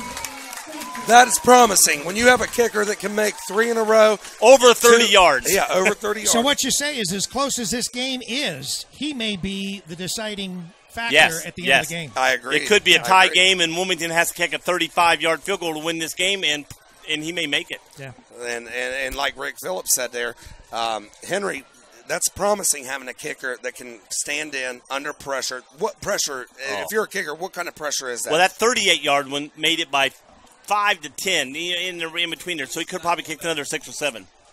So, update on DJ Ames. He is not going to be back. Looks like Ames may be out with the concussion symptoms, so that does not look good for Wilmington. But Craig Schiff's a great running back. If they feed him. Well, and Mayer's not a bad running back. He's just not used to it out there. Not used to getting hit running the ball as much as these boys are, and these are big boys. And I'm nothing against Mayer, but he's a younger guy It looked like Franz Schriska was in the backfield the last play, which Franz is a great running back. Franz, he's got good speed, and he's been out there before. Yeah, so we mostly got Franz, in the Craig Schiff. The wide receiver, he's thrown to Franz a lot. Henry goes the kickoff. Henry's kick from the 40. It's up. No, it's Squibb. Oh, ball's loose again. falls on it. You tell you what, you kick enough of those squibs, it hits a guy, especially a guy not expecting it. That ball bounces back, it's anybody's ball. This is a great game here. It's second quarter, 6:01. Well, and they ran one back, so Wilmington's not going to give him a chance for a run back. 17-17 here. Clinton Massey leading Western Brown 44-0. The Falcons are rolling. It's first half, so it's going to be a running clock second half. Well, you look, Western Brown, they're 0-6. They've had good teams, but I heard they were very young this year. And they're down. They've had a lot of graduation. So last couple years they've been up. This is their down year. Maybe down a couple years now before they get back up there. All right, handoff coming up the middle. Breaks free. Breaks a tackle. Breaking to the outside. And it's Strunk, and he gets all the way down to about the 22, 21-yard line. Go mark him at the 22. That was still a good hustle there by Jaron Evans. He's a backside tackle. He comes clean across the field. He didn't give up. He come back. He made a nice play. Wilmington's letting too many big plays. Yes, if you make them, you got 5 minutes to go. Make them come down in 5, 10-yard things. You use up a lot of that clock. Then are they going to score enough in total time? You're just letting them come down the field. We're giving them too many big plays. Wilmington in looks like they a 5-man got two in the backfield. front. Is it Strunk and Harrison in the backfield? Wilmington went to a 5-2 front, looks like. Got a flag there. It's going to be man in motion too soon. False start. So we're going to move the ball back. It's going to be 1st and 15. Ball's going to be placed about the 27-yard line. Just a reminder, next week we've got the Chillicothe Cavaliers at the Miami Trace Panthers, and we are going to East Clinton for the Bethel Tate Tigers and East Clinton Astros game. Halftime there next week at East Clinton. Cole Floyd, Bethel, Kentucky, a great fisherman on ESPN. He's going to be joining us at halftime. Two in the backfield. Again, it's Harrison and Strunk in the backfield. So the quarterback throwing out to the left. Caught, but tackled immediately. Still going to be behind the original line of scrimmage. Looked like there that was a nice play by Garrett Hickey to stay on his hip. He was right on him, caught Made the ball. a nice play. But he was with him, and as soon as he caught it, tackled him immediately. So it's still going to be 12 yards. We need Garrett Hickey. He's the big captain of the defense here for Wilmington. He needs to step it up. He is. He needs to tell him. He says, "Hey guys, now's time to let's buckle down. Let's make some plays." It's the quarterback's back in the backfield for the hike this time. One man in the backfield with him, not under center. He takes it, looks to the right, throws quickly, hit as the ball hits and knocks it loose. Great defense by Franz. Great play by Franz. He read it nicely. He did. He was right on his hip. And he was right behind him. As soon as the ball hit the hand, boom, hits him, and the ball comes free. And great defense. Franz Riska, he's a great athlete. He is a real great athlete, senior here at Wilmington. He's a good kid. Good kid, nice hands, good speed. Like I said, he can run. He can be a running back or a receiver, and now he's on defense. Now I believe Wilmington still needs to look for a run. I think Goshen's going to try to get in midfield, so when they come to kick a field goal, they're not looking. I believe that. Got a timeout by Goshen, so we're going to take a minute here and go back to one of our sponsors. The final resting place, Haunted Junkyard, is located at 988 Polk Road in Sabina, Ohio. Their hours of operation are 8 p.m. till midnight every Friday and Saturday from now until October 28th. Prepare for torment from freaks of nature like Pig Boy, Patient 5150, Dr. Nightmare, and Buffalo. New in 2017 is a second attraction, Lights Out. For more information, you can contact the Final Resting Place at 937-728-6190, thefinalrestingplace.com, or their Facebook page. Our score here at Alumni Field, the Hurricane and the Warriors tied up 17-all with 4:52 remaining in this first half of play. It's homecoming here for the Hurricane. Want to thank our sponsors, Potluck Greenhouse, Modern Woodman, the Final Resting Place, and the Wilmington Haunted Hollow. 3rd and 12. I think if they get stopped here, they may kick a field goal. Key is they're going to pass or run. If they pass, I look for a short, quick pass. Yeah, if they run, they're probably going to come to the right side here, try to get it midfield, but they're going to pass. He's looking to pass. He's throwing up the middle. And it's through his hands on the 5-yard line. No flags and nobody around him. He was wide open. He was. If he catches, he walks in the end zone. He walks in. The safety there was over the top. But too much room. Too much room. And now if you're Goshen, you got to make the choice. We're either going to kick a field goal, and it's going to be a long field goal if they attempt it. I mean, if they can make this field goal, well, here's the key. They're going to go if they can make it easily, kick it. But if they can't make it easily, then go for it. Then you give the ball to Wilmington, close to the 20. That's like punting the ball. Goshen might try to draw them off sides here. That's something that, try to get a little closer. And then maybe you could try the Wilmington's got to watch the snap here. Man in motion. And that's exactly what they're doing.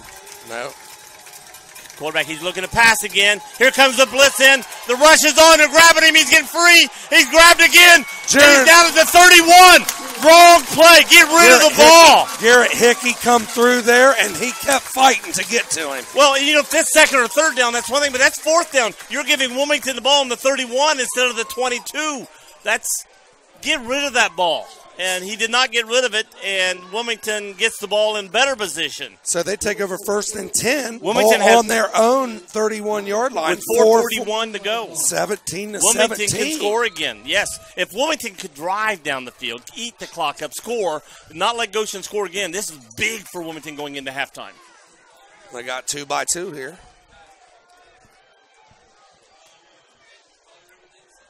Yeah. Hands off quickly. In the backfield, come through, and it's Craig Schiff. What a great run by Craig Schiff. Feed him. You got to keep giving him the ball. Now he turns to your guy that's getting the ball 20 to 30 times this football game. You got to keep feeding Craig Schiff, like you said, Joe. Yeah. The run game's there. You're going to get stops every now and then. They're going to make big plays. You can give it to Grant every now and then to give him a rest on a play or so, but you got to feed Schiff. He's Craig the Schiff man. Is the workhorse. Craig Schiff on the right side, cutting through Breckenbrook. He falls down. He's 2 runs over for first downs.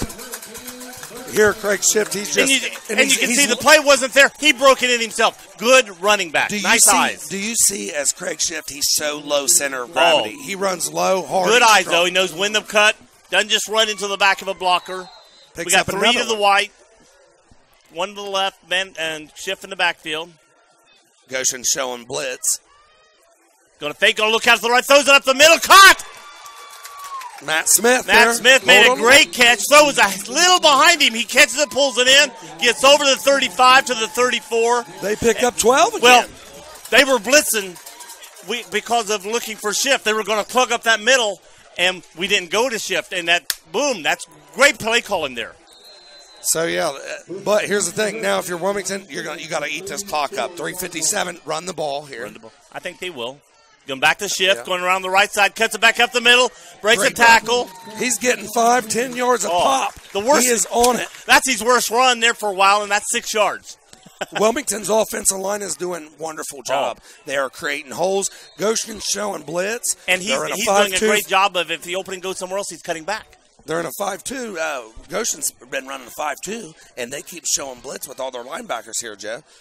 Oh, this is going to be a good game here. We're going to have a great game here. Again, Craig in the backfield. Going to be a quarterback run. Going to Schiff's blocking for him. He's going to get a first down. McIntosh, what a run by your quarterback. He just ran. Schiff ran. He just followed him. And, McIntosh is junior. Brady Evans gets hurt last week, tears his ACL. McIntosh is called. He's going to be the quarterback next year right now, unless somebody else pops up in there, that's not here now. And you think about it.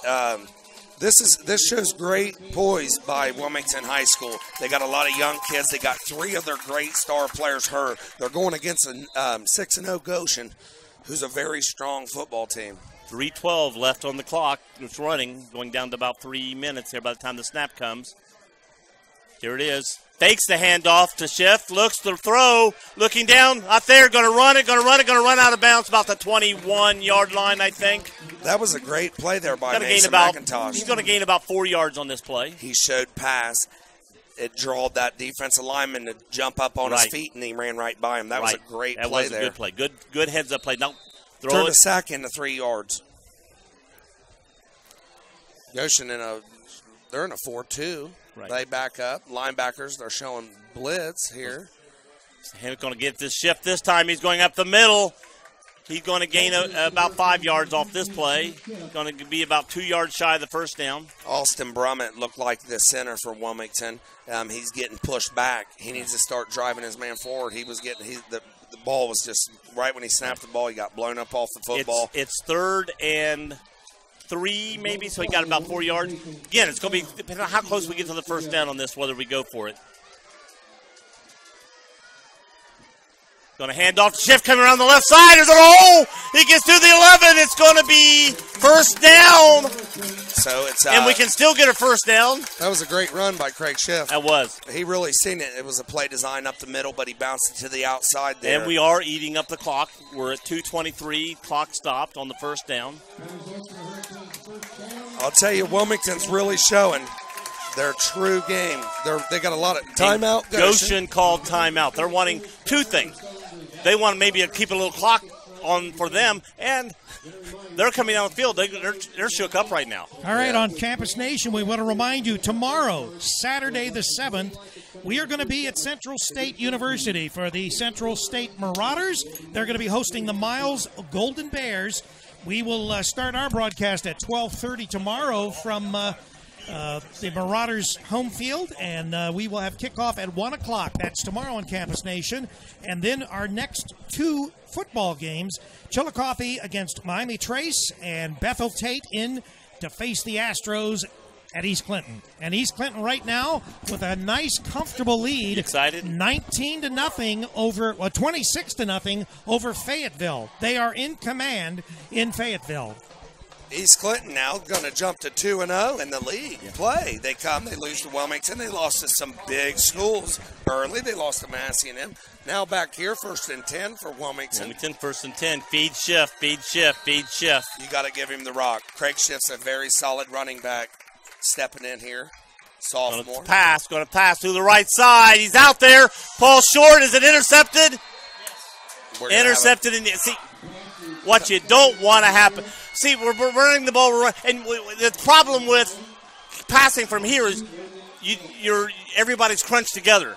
When here you are, you're driving the ball 2:17. You've done a great job. You got to keep the ball on the ground.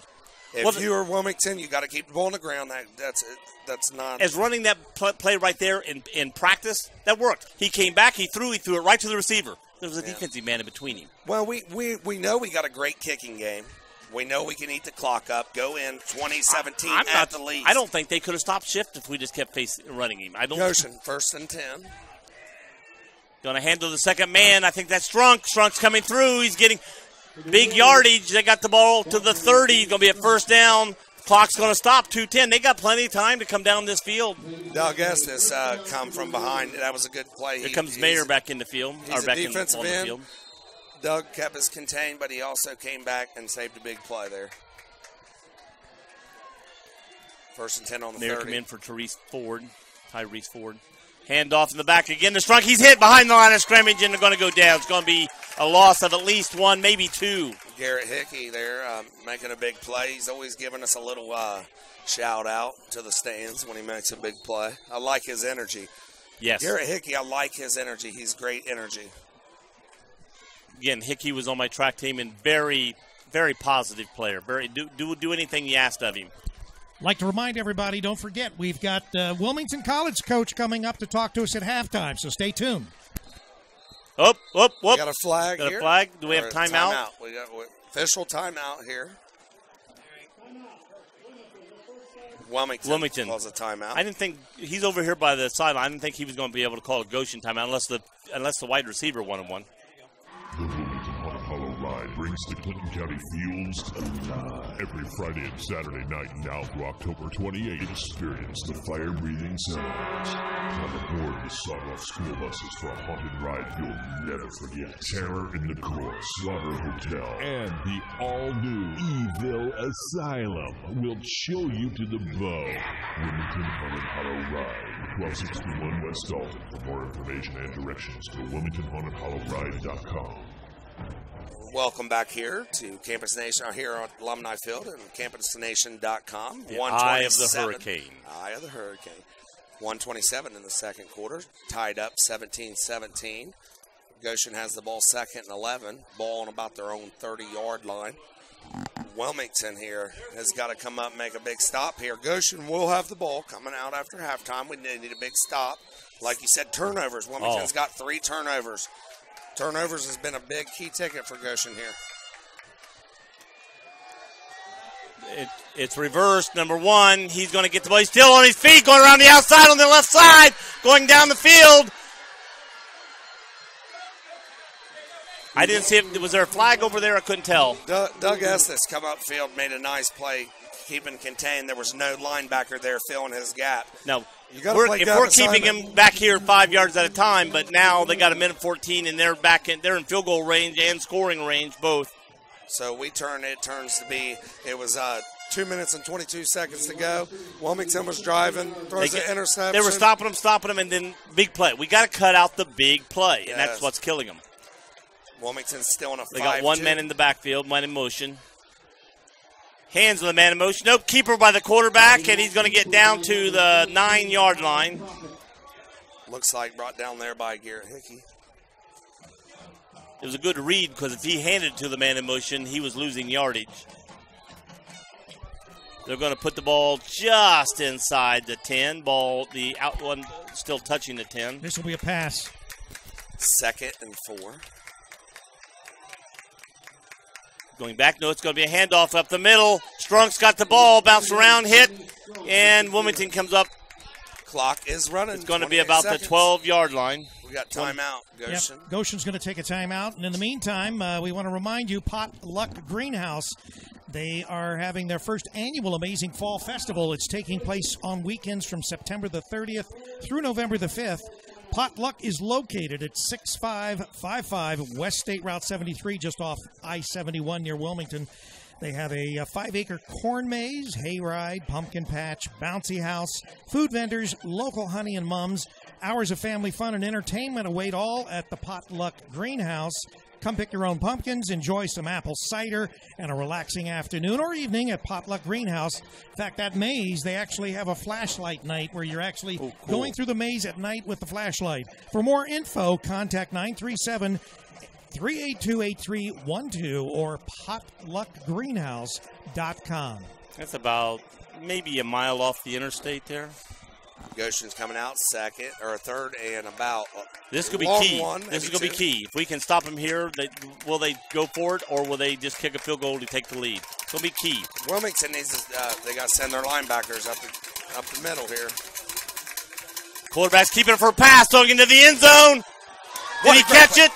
Great play by Franz defense. Schriska. He was right on him. I couldn't see through this glass if he caught it or not. It was right to him. It hit his hands. Now with 22 seconds, it's 4th and about 2. If you are Goshen, are you thinking field goal or are you think we're going to go ahead and pick up another first down? Are you saying they get the ball first the second half? Are they going to say, let's put points on the board, take the lead, go into halftime?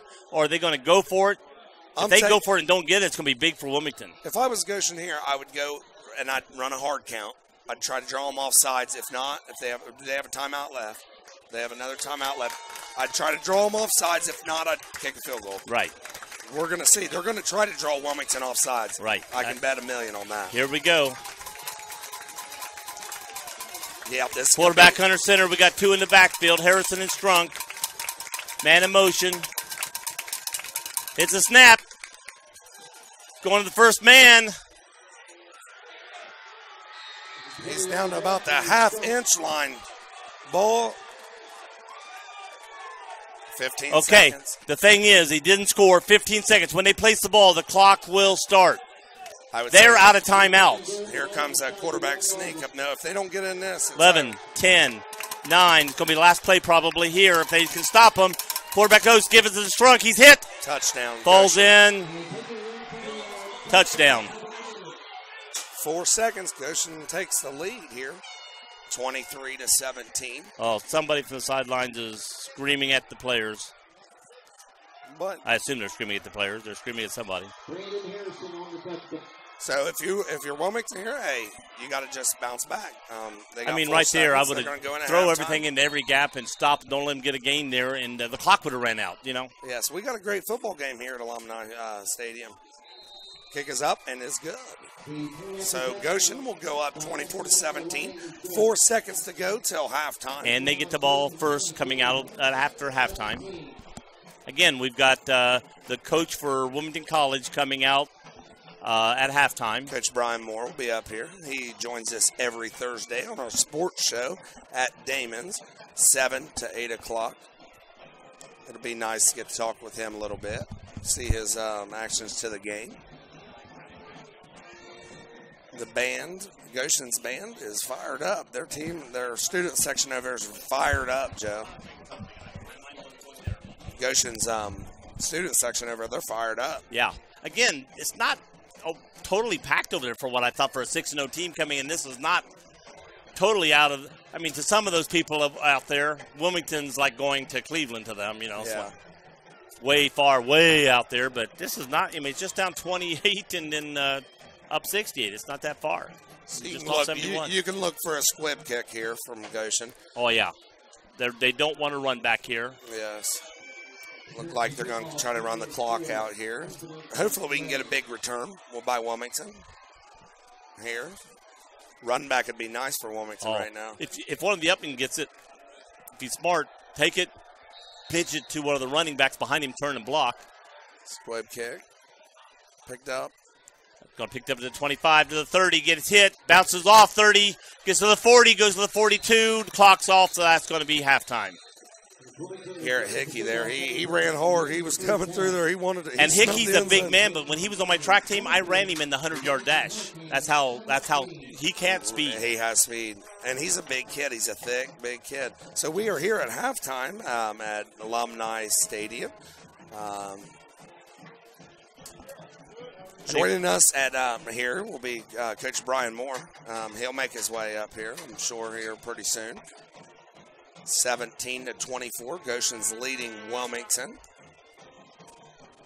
Do we have any score updates? Of course, East Clinton. What is Jackson's record? I mean, that shocked me. They're not more up. I thought they had a better record. Jackson's 5-1. That's what I thought. Playing all right, East Clinton still leading Fayetteville 26-0. Let me refresh just to make sure. Say East Clinton 26-6 in the second quarter. Washington down to Hillsborough 27-20. Wayne over Beaver Creek 28-7. Clinton Massey 65. Western Brown nothing. Blanchester 42. Williamsburg 7. Jackson 21. Miami Trace 13. Those are the scores of our interesting teams. When that score was nothing first quarter, I'm thinking like Jackson's 5-1. Wilmington College coach Brian Moore will be up here at halftime, so we're just waiting for him to come up and join us. We'll be talking about fighting Quaker football. Here he comes and making his way up. Yeah, see him coming up.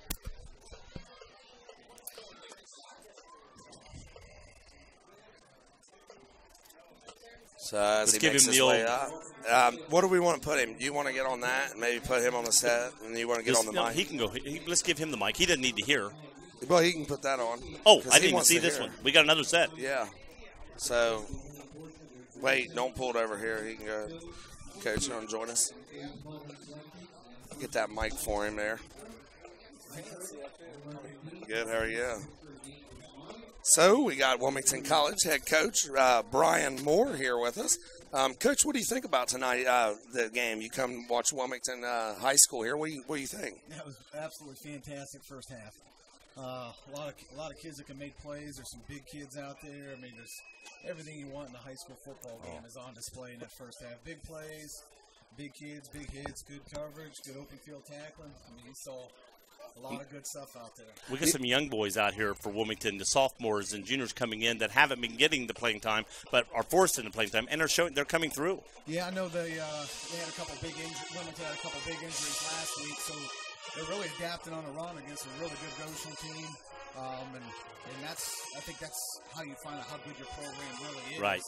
Is when you're young kids who maybe haven't had that experience, and now they're thrown into a huge game, a homecoming game, and they're out there making. And now our main running back looks like he's out for the rest of the game, and Craig Schiff sophomore is coming through. He's almost unstoppable. Yeah, I didn't realize he was a sophomore. I didn't realize the other guy got hurt. I was kind of down there with my kids, and then all of a sudden I saw him get in. So he started running some chunks too. I was like, God dang, man. I had him on my track team, and this kid is like big, but he's quick. Yeah. Now you guys go on. You guys play Baldwin Wallace tomorrow. You're back on the road again. Yeah, Road Warriors, man. We're up. Road Warriors. Yeah. So what do you guys expect tomorrow? You guys ready? You guys prepared and ready to go? Yeah, I thought we had a real good week of preparation. Mix things up a little bit. Our motto or kind of our mantra all week is just to keep moving forward, just going in the right direction, and we're going to hopefully take a big step tomorrow at PW's homecoming and take another step, getting this program going in the right direction. And keep going that way. You look tonight. I've been to all your home games there at Wilmington College and here at Clinton County, Wilmington High School. It's nice seeing the community rally together. Wilmington College, you finally getting them back on track, and they haven't been on track for a long time. And I like that, and you're bringing that back to the county. And we appreciate that. People that love football, love sports, they appreciate the things that you bring. One thing. I referee volleyball, so I'm not able to do the play-by-play at the college a lot because I'm busy during this time. But I've been hearing things, and people I talk to have been telling me great things about Wilmington College. You won a game, and when they won the game, I said, "Oh, Wilmington College won a football game." Right, and you know what they responded to me was, "And it won't be their last." Yeah, that was the response I got back, which Wilmington people didn't say that before. Right. Now they're saying that, and I think for a coach to come in without your people and already making a change, I think it's going to be great. I think I look for, once you get your people in with the changes you're making, I hopefully it's going to be even better. Yeah, certainly that's the plan. There's no doubt about it. And I think as far as Clinton County goes, I mean, that was a big thing when we took the job, was building a relationship with Coach Killen and his kids. I mean, you look at our roster, and it's not loaded with Clinton County kids, and it should be. Yeah. And it should be. And so that was one of the first things we did was get a hold of Coach Killen. We built a great relationship with Coach. He does a fantastic job. This is my second game I've been out to watch his kids, and we've already been in contact with a bunch of Goshen kids.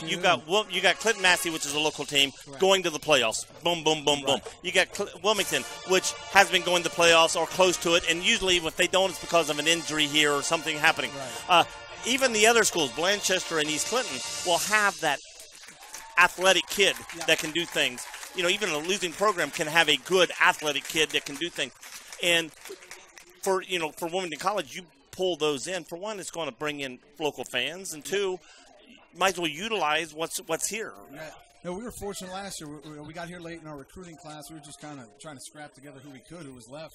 But we were able to get the Dylan Foley kid out of Blanchester, who was a Clinton County Lineman of the Year, and that was a great get for us. Oh, wow. And, even over to East Clinton, I was at that game last Friday night and watching, their progress. Sounds like they were winning earlier tonight, too. So, yep, they are. They're winning big. Yes, Coach Yankees got them going in the right direction, too. So I think it is an exciting time in this county, and I think there's some great relationships between the coaches in this county, too. And I think everybody's kind of on I like your shoes with Wilmington College, yes. You're showing the love for Wilmington College. Yeah. No difference in, of course, you've been at Heidelberg, you guys been up in the city type. Yeah. What's the difference coming down here in the cornfields, Yeah, it's really not that different from Tiffin. Tiffin's kind of, it's a little bit bigger right now, populated, but when Wilmington was in its heyday, it's about the same size as Tiffin is right now. And getting to Tiffin was the same sell. Cornfields to get there, and it was hard to get a Cincinnati kid, hard to get a Columbus kid to go up. That was our fight. Right. And we had to live out of Cleveland and Michigan. But down here to be able to, recruit your backyard within an hour away, and there's no fight. Wilmington's halfway between Cincinnati and Columbus. You're not that far out of Dayton. Right. So you can get a lot of people from those to say, hey, you can still watch your kid. Right. You've only got an hour or less to drive to Wilmington. You got the local Wilmington people here to build up the program. So done rightly, and I think you can do that, build this program back up. Yeah, I think our coaches understand that too. Like our defensive coordinator, Coach Filipovich, we were talking today about how we're talking to kids right now that at Heidelberg, we were 9th in the country. Those kids would never talk to us. They would never visit us. It was too far from home, where now we don't have a great record. We're new coaches. But those same programs are now returning texts or returning phone calls or coming to game visits and stuff like that. So that we couldn't be happier. We thought that was going to be the struggle, the recruiting with the bad brand of that football. But it's been so much easier than what we thought, which makes me think that in our immediate backyard. You can always use that. You can be the guy to turn this around. Right, yeah, and you got to. I mean, certainly when you're not winning, you sell quick playing time and all that kind of stuff. But I think when kids get in front of our coaches and they hear our plan, and now that they actually do see progress, right? I think, and again, I think just our name down here right now is as good as it's been probably in the last 20 years for Wilmington football. Years ago, Wilmington football was fantastic. Yep. And so it can be there again. I think it's just it will be, and I know it will be. I've seen it at Earlham Quakers. You guys was playing them first week. You guys had 30-some recruits on the sideline, big kids. I'm talking big kids. I haven't seen that in a long time. And you're bringing these kids in. The recruiting class you have right now, what's it look like coming in to next year? I know it's not really full, but kids you're looking at, kids you're talking with. What's the numbers? How many would you like to have next year? I tell you what, I mean, that's the thing killing us right now is our current roster size is so small compared to our competition. We can't run a full 10-game JV schedule, so our young kids aren't getting the experience they need to play as sophomores to have game experience. So we're going to bring in a big class. I mean, we're going to, it's going to be around probably 80 to 100 is our goal to really populate that thing. We're at 90 right now. We're going to lose 15, 16 seniors. A couple other guys will drop off along the way.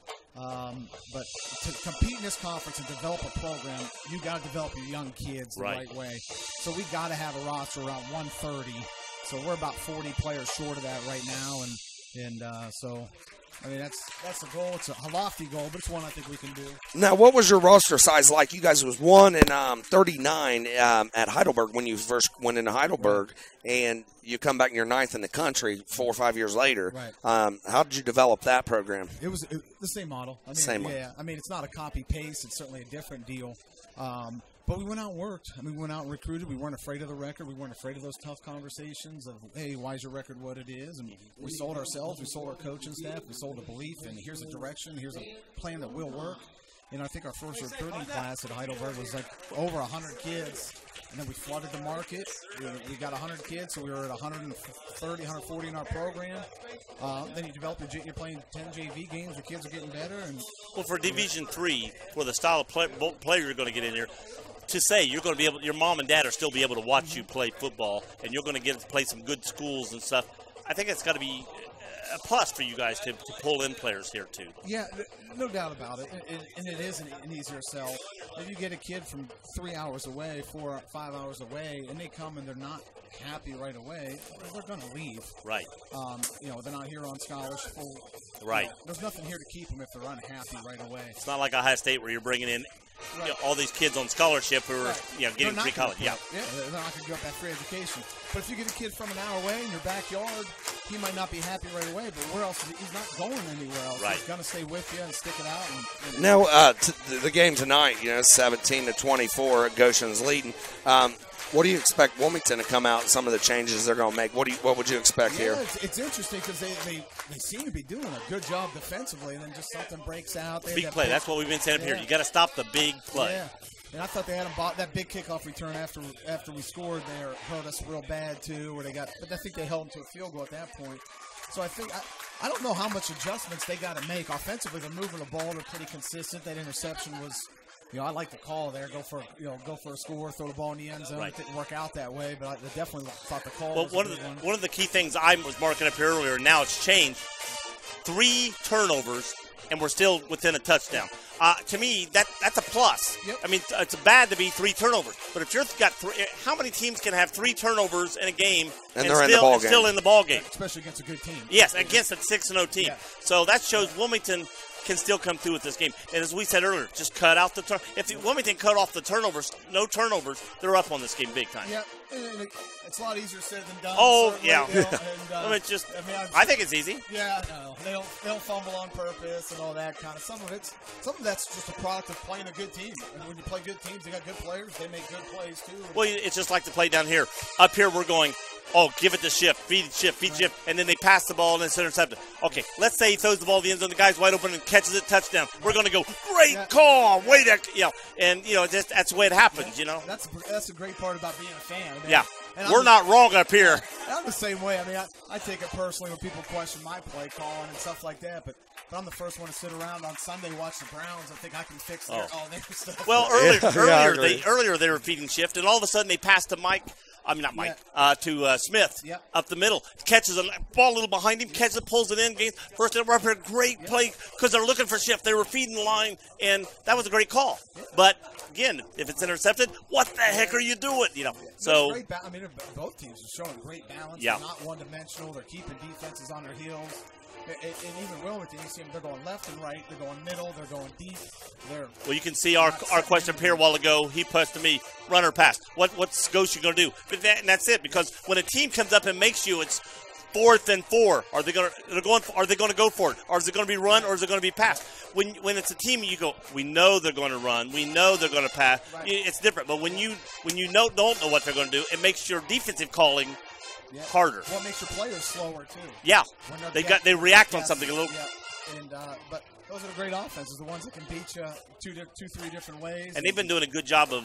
I mean, I'm calling. He handed off. He's gone. Oh, it's a quarterback keeper. And when you can fake him out that well, then like you said, the player takes a step this way.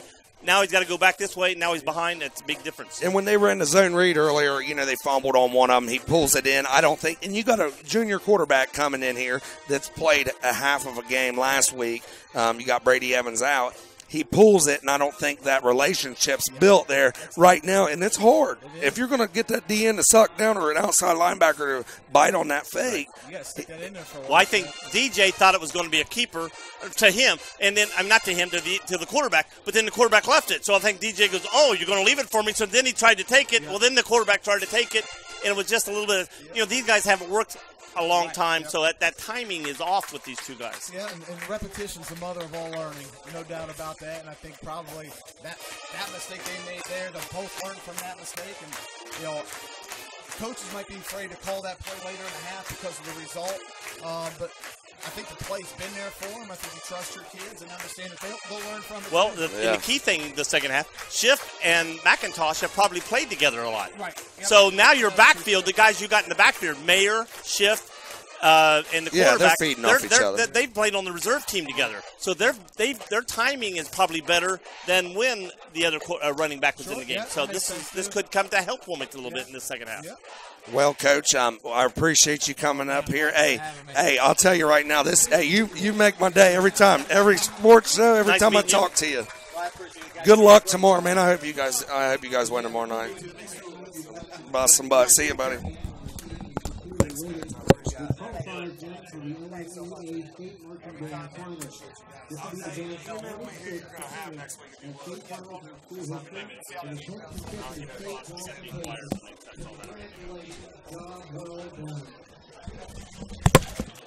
The main program also would like to take this opportunity to thank their generous sponsors, Tracy and Ernie Burns, Randy Coffey, Stephen and Becky Haynes, Tom and John DeHamilton, Nikki and Darren Quallen, Stephen Crosby and Dorothy Gertweiler, Matt and Robin Stradlin, Wilmington Auto Center, the Wilmington Band Club, the Wilmington Band Alumni Donors, to the Wilmington Band Endowment Fund. Your support is greatly appreciated.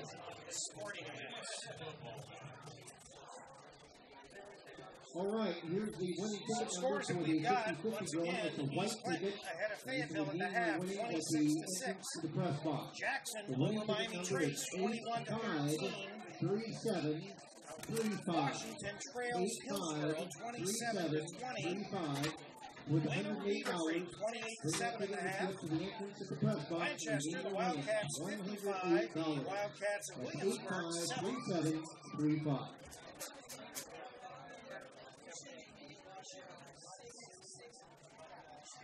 And Clint Massey, the Falcons, all over the Broncos of Western Brown, 65-0. The winning ticket is 685-3735. That's, turn around so I can see it. 6853735. 6853735. That is the winning ticket number. Want to remind you, our game tomorrow, the Miles Golden Bears at the Central State Marauders. That will be tomorrow, and we will get underway with our pregame at 12:30. The kickoff is at 1. And next week, we've got the Chillicothe Cavaliers going in to face the Miami Trace Panthers. All these games start at 6:30 with our pregame and 7 o'clock with the kickoff. And, of course, we're going to East Clinton. Those Astros are on a roll. Bethel Tate comes in, the Tigers, to play the Astros this coming Friday on CampusNation.com. The Sports Animal, your home for high school and college sports. And our great sponsors, once again, Haunted Hollow, Modern Woodman, Final Resting Place, and Potluck Greenhouse. All our great sponsors helping bring the Campus Nation Network these great sporting events that we put on here. And, of course, the video from this game will be available probably Sunday night. We've got tomorrow we're going to be at Central State, and so that delays us as far as we will start processing tonight. But as far as getting it posted and everything, it'll probably be Sunday night before we get that posted. And we've got a lot of great things. Last week we were in Canton at the Hall of Fame for that Ohio Dominican Panthers Malone Pioneers game. That was a great game. And a great experience being up there in the stadium, the old Fawcett Stadium. And we're going to be going back there on a Thursday night. That'll be when the Findlay Oilers come in to play the Pioneers on 10/26. That'll be a 7:30 start on Campus Nation and an 8 o'clock actual game time with kickoff. But tomorrow, the Miles Golden Bears and the Central State Marauders starting at 12:30 on CampusNation.com, the Sports Animal. We'll start chilly. They're open late on Friday night, so 11 o'clock. It's a great place to go after the ball game. Let's go start chilly right here in Wilmington. Well, we've got another half of football with Goshen on top of Wilmington, 24-17. It has been a back-and-forth struggle. Goshen, most of their production has been big plays, whereas Wilmington has had some better drives. Ultimately, this may come down to a field goal in the second half. And both teams have some fairly good field goal kickers. So the second half awaits. Let me repeat that winning ticket number once again for the 50-50 drawing. 6853735. That is a white ticket. 6853735. Worth $108. Bring that ticket with you to the entrance to the press box and bring your winner.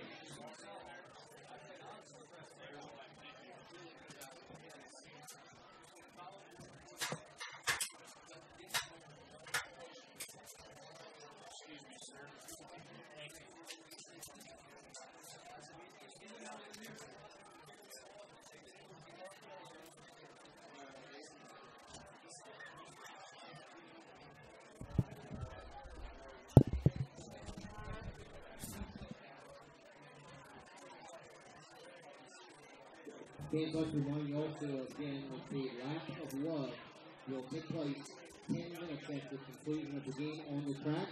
Participants should meet on the home sideline at the 50-yard line after the game. Also, we understand we have lots of classes in attendance tonight. We'd like to also recognize the class of 1992. Again, repeating, the lap of love that will take place 10 minutes after completion of the football game out on the track. Participants can meet on the Holden sideline at the 50-yard line after the game if you would like to participate in the lap of love.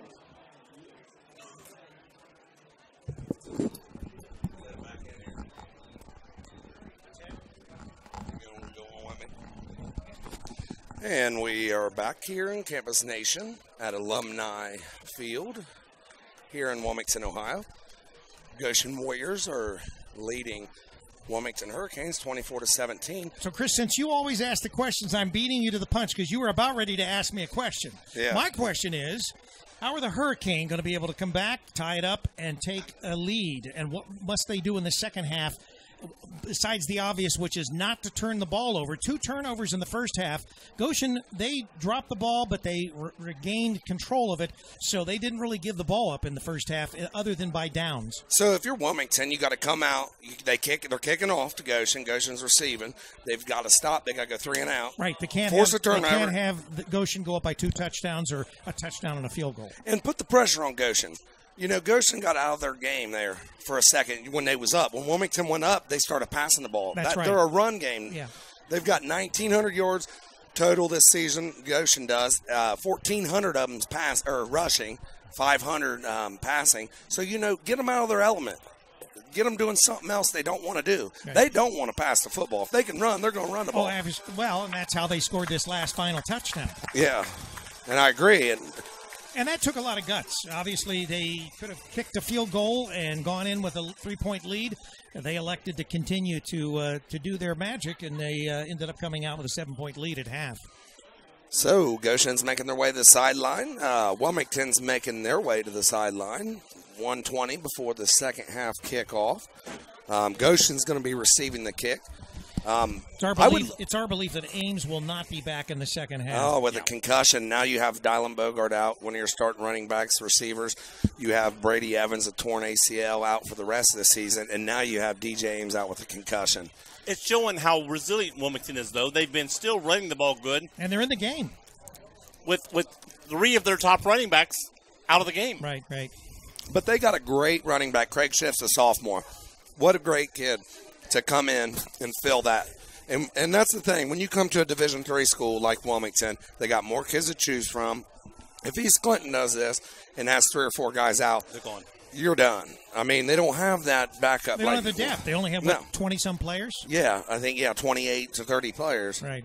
But this also shows Wilmington people, hey, we're going to have a good team for 2 or 3 more years to come at least, because with the seniors out. There's incredible depth in this team. Yes, the young players are showing what they can do for next year, and they're showing good. All right, we're getting ready for the second half kickoff. Brady Henry is set to kick the ball off for Wilmington. Rory Bell's not out there. I wonder, Henry kicks off. Henry usually kicks their field goals. Rory Bell has been kicking off the whole year. This is reverse. Okay. It was reversed, but now we're going to Brady Henry's doing it all. Well, maybe it's a different style of kick. If we're wanting deeper kicks, or are we wanting squib kicks? Maybe one does one better than the other one or something. Number 4, Gerardo. It's a squib, hard line drive, squib kick, high bounce. Kicks up at the 20, goes to the 10, goes to the 20, gets hit to the 25, and going to be stopped at the 26. Nice stop by Wilmington special teams there. Peyton Luger's there on that. Now, I know I say this all year, every game, and I've said it this game. This is a key stop for Wilmington. They've got the other team scored just before halftime, took a 7-point lead. Wilmington cannot afford to let them march down the field and score and go up 2 touchdowns right now. Yeah, and like you say, if you are Wilmington here, you got to get the ball back. You have some good interior linemen. You got Doug Estes on defensive end. He's a senior. You have Jaron Evans, who's tackle playing there. You have Connor Barton, a senior up front. Garrett Hickey, a junior linebacker. Got some great defensive players. They hand off to the short man, which is Harrison. He gets hit immediately and pushed back. Doug Estes there making a big play. He gained maybe a yard, half yard to a yard. That was a good stop. And number 24, Franz Riska in there, too. We want to thank Coach Moore for coming up at halftime and visiting with us here on Campus Nation. Yes. And we wish them all the luck tomorrow when they go to BW. The Yellow Jackets are hosting the Fighting Quakers tomorrow. I tell you what, he sold me. Yeah. Oh, he's a class A. Class A. Act, no question. All right, under center for Goshen, 2 men in the backfield.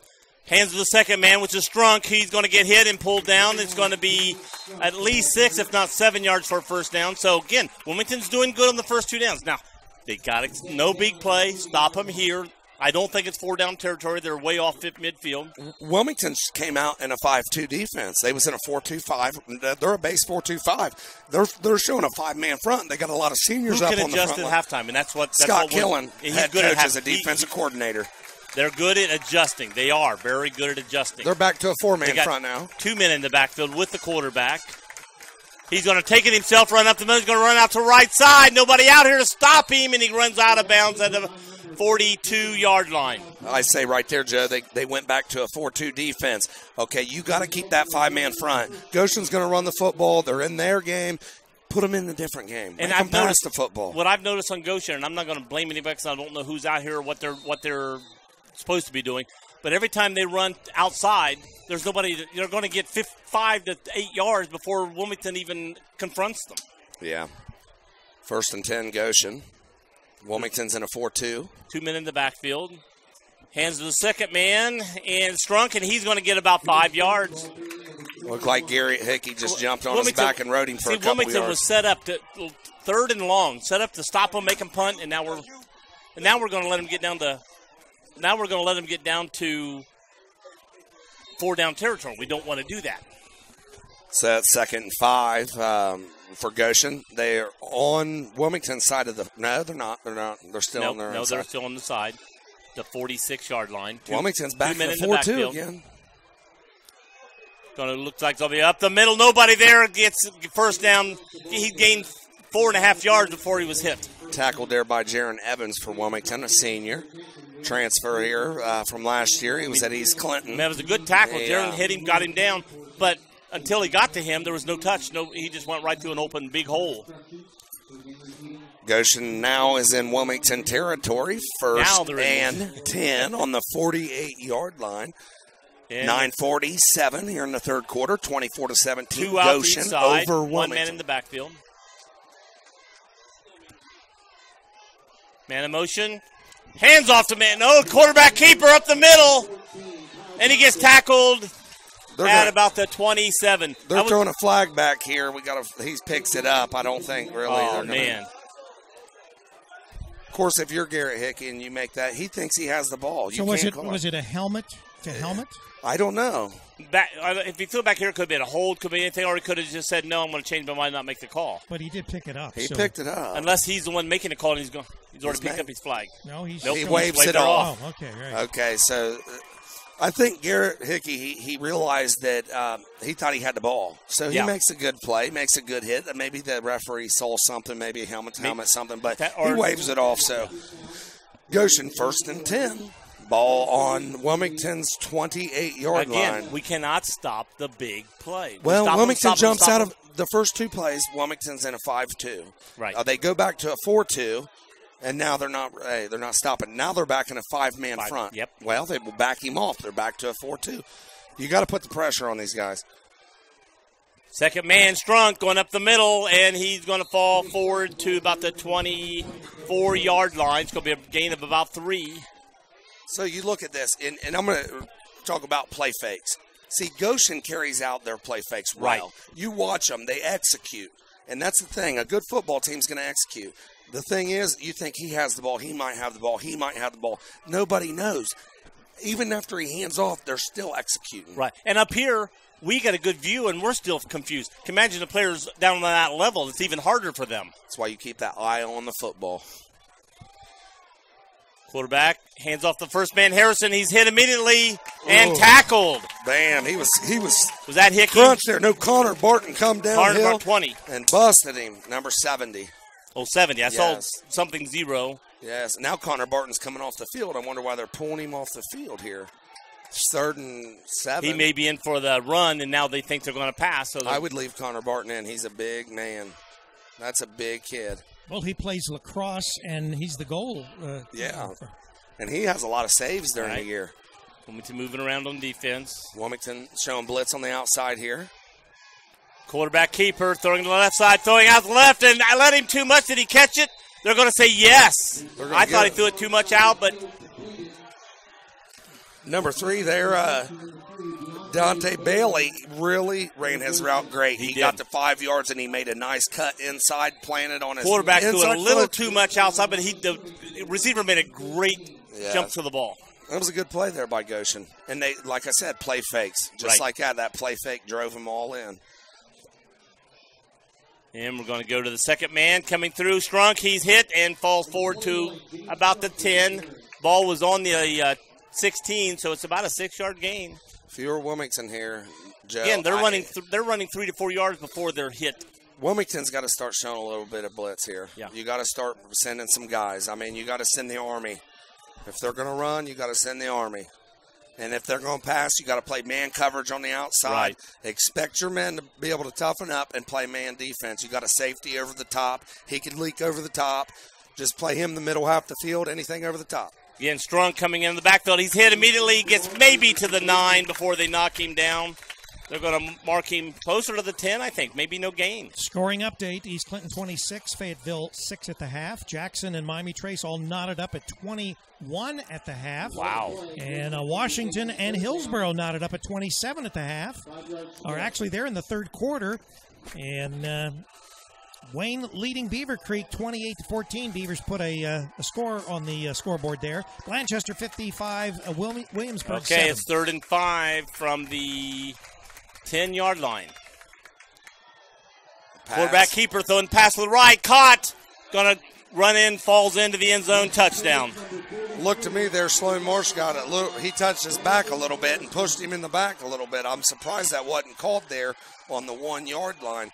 Looked like he got his hands off, but he pushed him in the back just enough to keep him away from it. And I think that should have been a flag there. And this is what Wilmington could not afford to happen. They're not been able to stop them very much this whole game, and then coming out at halftime after letting them score just before half, now letting them score again. It's like back-to-back scores, Kick is up and is good. So that'll make 31-17 with 6:14 here at Alumni Stadium. Goshen is leading Wilmington Hurricanes by 2 touchdowns. But if you're Wilmington here, you got to come back. We got to score. We play our game. We got to stay. You got to stay with what got him here. And Yes. that's what happened. I think Wilmington, was going with the run. Then all of a sudden they switched to the pass, and it threw them off. They got to stay with what got them here. Yes, and the thing is, you can't get down. They just had a possession. They ate a lot of the clock up there. Oh man, they ate half the clock up. Yeah. So I think we're going to our sponsors here. Modern Woodman offers financial services and fraternal member benefits to individuals and families serving Southwest Ohio. Matt Moore is the local managing partner and is located at 120 Fairway Drive right here in Wilmington, Ohio. Phone number 937-383-3400. Matt can help you with all of your financial needs. Back here, there's Gerardo set to kick it off from Goshen's 40. Wilmington, Goshen's already attempted one onside kick. Wilmington's got to prepare. They may go back to it. This would be a dagger. Yeah, but I think with 2 touchdown leads, they don't want to do something to let Wilmington get the ball. I look for a more kick down. Maybe, if not a deep kick, at least a squib kick. I would pooch it up in the middle here. Wilmington's allowing way too much grass right there. That's exactly what they did up the middle. Bounces. Letting go through to the last man. Picks it up. Gets hit. Going to fall forward over to the 30. Ball was initially touched at about the 21. Gets over to the 31. So gained about 10 yards. Clinton Massey, they've allowed Western Brown to score finally. It's 65-7 in the third quarter. Their coach is not happy about that. Probably not. But you think about it, running clock second half, they probably got older, younger kids in. Western Brown's probably still has their A game in. Yep. And, you're not going to give up. Usually, if you're Western Brown, they got a lot to work on. If they're young, they're going to just work, keep grinding. All right, here we go. Who better to learn from than Clinton Massey? Shift in the backfield with the quarterback. 3 to the right. Going to hand off to Shift. Going to try the right side. Going to bust it back toward the middle. And he got 2 yards out of nothing. Shift. He went to the right. There was nothing there. Tried to cut back, but there was no big hole up on the left side. But he still gained 2 yards on the play. Shift is shifty. He is. He sees well. You watch him as he comes in. How did you come up with that? I'm just Shift is shifty. Genius. Now that's going to be the big saying for him. Shifty. Chris is crispy. Shift is shifty and Chris is crispy. Chris is crispy and Shift is shifty. I like that. And here we look back to pass. Going to the right side. Looking, throwing, caught, and pushed out of bounds. Going to be about a 4 or 5 yard gain. No, he did. It was incomplete. It went through his hands. It did it really? Yes. But that was right in Matt I'm looking through this double glass. It's hard to see. He's dropped a lot of balls this year. Boy, he has. He's a guy. And that ball was going to be about a 5. He's going to make it about 3rd and 2, 3rd and 3, which is going to be very more playable than 3rd and 7 or 8, which is what it is now. Wilmington's starting to get out of their game plan a little bit. I think I'm going to keep the ball on the ground and keep grinding. That's what they have to do. It's 3rd and 7 now. Now looking to pass again. Throwing, running, being pressured, running to the right, looking, throws, and tries to throw it over to Matt Smith, but missed. And that's what happens when you run on that last play, and you're now, instead of 3rd and short, if you'd have ran the ball and got 5 or 6 yards instead of being 3rd and short, now you're 3rd and 7, you got to pass. I mean, basically. Now tell me, in the game thus far, has there been a punt? Has No. anyone punted? No, neither team. This is our first punt of the game. Yeah. Yes, it is. Wilmington was set to punt and had a fake punt. Right, so this is actually the first true. Well, we don't know that it's a true punt. I guess we'll have to wait and see. If you're Wilmington, you got to running the ball. Your best a great defense is a great offense. You know what I mean? The best defense is the best offense. Keeping the offense on the field. You can't give the ball to Goshen. No. Goshen's a team that drives. They eat up a lot of clock, and Wilmington's going to have to come up with something big here. Ooh, low snap, gets it up. Nice high punt, going back. Ball's loose, all bouncing around, picked up at the 27, grabbed and pulled down at the 27, 28-yard line. Great down the field for Wilmington. That was a great job there by Wilmington's That was Peyton gunners. Lugers, and he mishandled that ball. Wilmington's gunners came down. They had nice angles on him. They had very, very good pursuit there, and Wilmington comes something good out of it. I mean, it was a great punt. Right. But Now, I think Wilmington's got to get the ball back. They got to keep it right now. They got to get the ball back. They can't let him march down the field.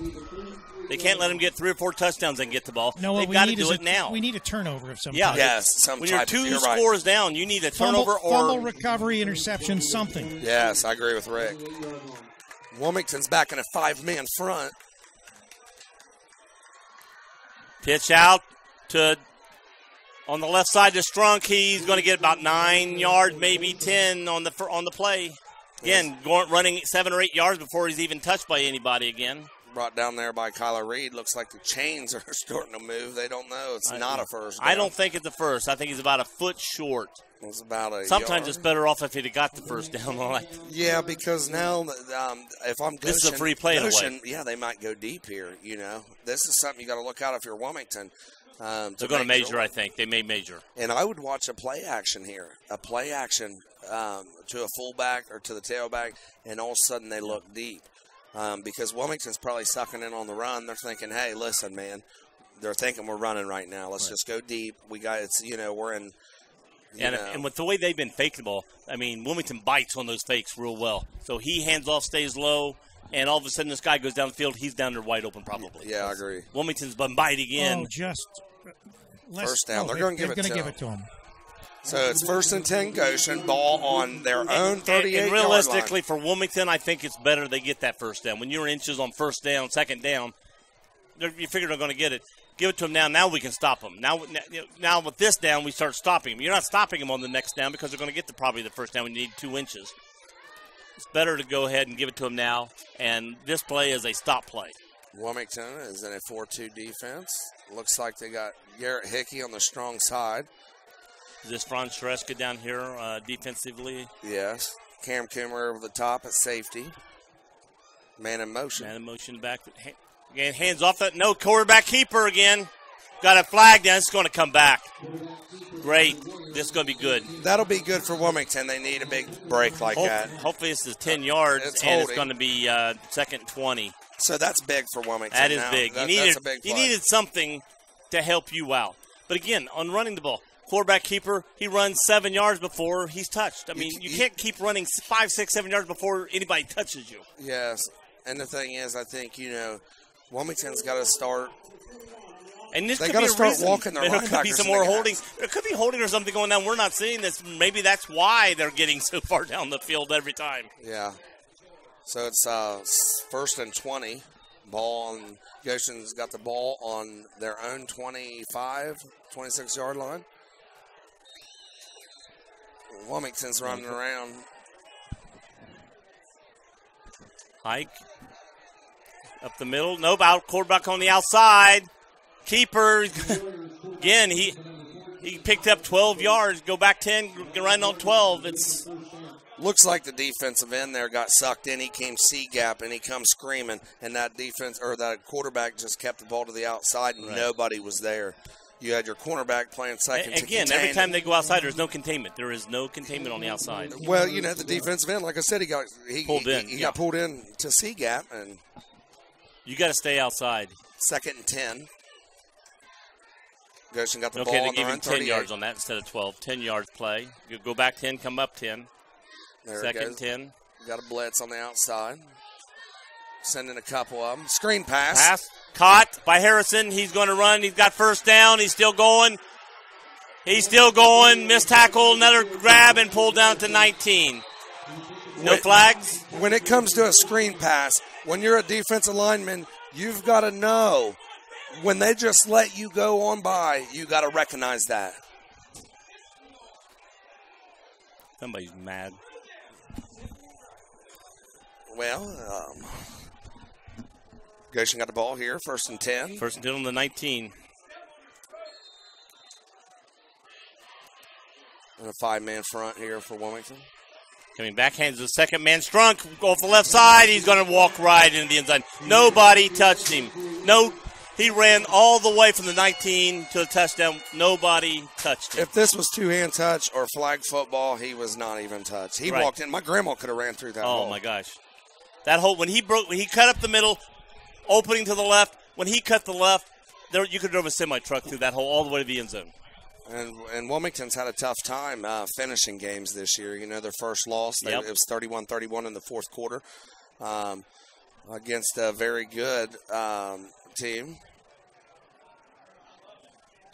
And last week they lose 41-21, I believe. Kicks up, and it's good. Goshen is showing they're not, they may have a weak schedule early on, but they're for real. They're a good team. Because Wilmington is not a bad team, even with what they've got out there with the players off. They're still not a bad team. And Wilmington just can't stop them. But they got to pick it up, get the pieces together. There's a lot of ball game left. And it's 3:21 in the third quarter. We've almost played 3 full quarters, and Goshen has not punted the ball. You know, unfortunately, this team is a lot like Clinton Massey. You're going to see a run team. They'll pass when they have to. When you pass when you don't expect it. Wilmington's going to have to figure this out, or else they're going to have some problems here in Week 10. And, you know, it's not so much, like you said, that Goshen's just an incredible passing team. They set up everything off their run game. And the thing is, those little short passes and things are coming all off play action. Right. They're very good at that because the thing is, they make you respect the run. And then they come back and they pop a little 5-yarder over the top. They go for 5 or 6. They ran a screen pass there to a running back, getting 40 yards. And the one here, the gain that, he should have been tackled for a 3 or 4 yard gain and ends up running down the field. Too many big plays is killing Wilmington. And, you know, it's hard. You know, you have got a squib kick coming through, taking a bounce, picked up at the 25, 30, 31, and flipped up upside down, tackled. Craig Schiff there. Craig Schiff. East Clinton 26, Fayetteville 14. Fayetteville's put a couple scores on the board. Jackson and Miami Trace still 21-21. Wow. Hillsborough 34, Washington 27. Blanchester 62, Williamsburg 7. Wow. Wayne 42 over Beaver Creek 14. And, of course, Massey piling it on Western Brown 72-7. Wow. I think they scored 70-some points last week. Yes. The only game out of that that's really surprised me is Jackson, Miami Trace. I think Massey's got the record in the for most points scored in a season, actually, in Ohio. In one season. It was like 2013 when Bailey Wolf was running the ball. And it comes out of the outside, grabbed by the back of his shirt and pulled down. Tried to get outside, couldn't. 22 there. That was Grant Mayer. Grant Mayer, and he tried to get outside. He didn't have the great speed. He was like running, looking, and they were able to catch up with him. Again, you can't run sideways, running, looking. You've got to go, and you're letting the defense catch up with you there. Goshen's made some great halftime adjustments coming out. Looks like on their defensive side of the football. Okay, it's going to be second and about 17, 16. Shift in the backfield. Going to look. Uh-oh.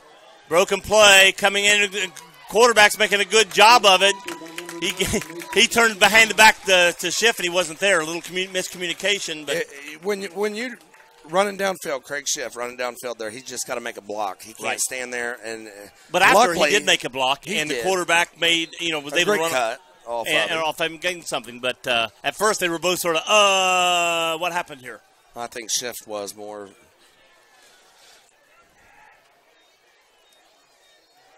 Giving it the shift, coming up middle, breaking off left tackle, and gets over the 40 to about the 41. Joe, if I'm Wilmington here, I'm going for it. Oh, fourth down. You have to. Here's the thing. There's 152. You're down 2 scores. 3 scores here. Are we down 3 yeah, now? We're down 3 24, scores. You're right. 24, 31, 30. 3 scores down, and you're about ready to go into the fourth quarter. Joe, you took your nap in the third. I did. While that other score was happening. And I think here you got to I would go with the hard count first. I would have tried. I'm going to give it the shift, and he's hitting the backfield. They knew what was coming, and they played for it. Number 21 there. Again, that's a little Cam unlike Newton. what we do when they knew what was coming, and they give it. We know they're going to hand off to, and we're still touching him 7 yards down the field. So Goshen gets the ball back, 1st and 10. This would have been a good one to have Mayer cut off, fake the Mayer, then give it to shift. Little, because when you just hand off straight to the guy and they're looking for it, and they're getting through our guys quickly. And I don't know why you got to make a hard count on that. I think force that defense. Well, switch it up. They're faking here, faking it. We're just handing straight to a guy, and it's easy to watch that. Second man coming through. Struck on, and he tripped up finally about the 17-yard line. Well, that was a nice play by Cam Kimmer. At least he saved a touchdown. He took his legs out. He got real low there on him, but Wilmington's going to have to come up with a big turnover right here. First down, 17. They're getting ready to go down 4 scores. 1st and 10, Goshen. Ball on the Wilmington 18-yard line. Wilmington's got their hands on their hips. As a lot of the players do. Yeah, they need to get that's excited. a sign of you're tired. 2 men in the backfield. Hands of the first man through. He's going to get 3 or 4 yards. He's going to go. No, maybe not. Let's see how far. Yeah, where they have that ball marked. Man, they're picking up 3-4 yards every time, Jeff. They keep on. They just keep plugging, pounding. They're just wearing Wilmington's defense out. They took the ball. They got the ball in the second half, and they just kept driving. They gained about 4 yards on that ball right there on that carry. 2nd and 6. Yep, 2nd and 6. Handoff. Going to the second man. Slusher. He turns and falls forward to the 10. So it's going to be 3rd and about 3, maybe 2. 2.5. I'm surprised, Joe, that Wilmington hadn't showed a lot more blitzing. They're not walking people down. They're hanging back. You're running a 4-man front. They switched to a 5-man here and there. But you got to get as many guys up on that line of scrimmage. Timeout on the field.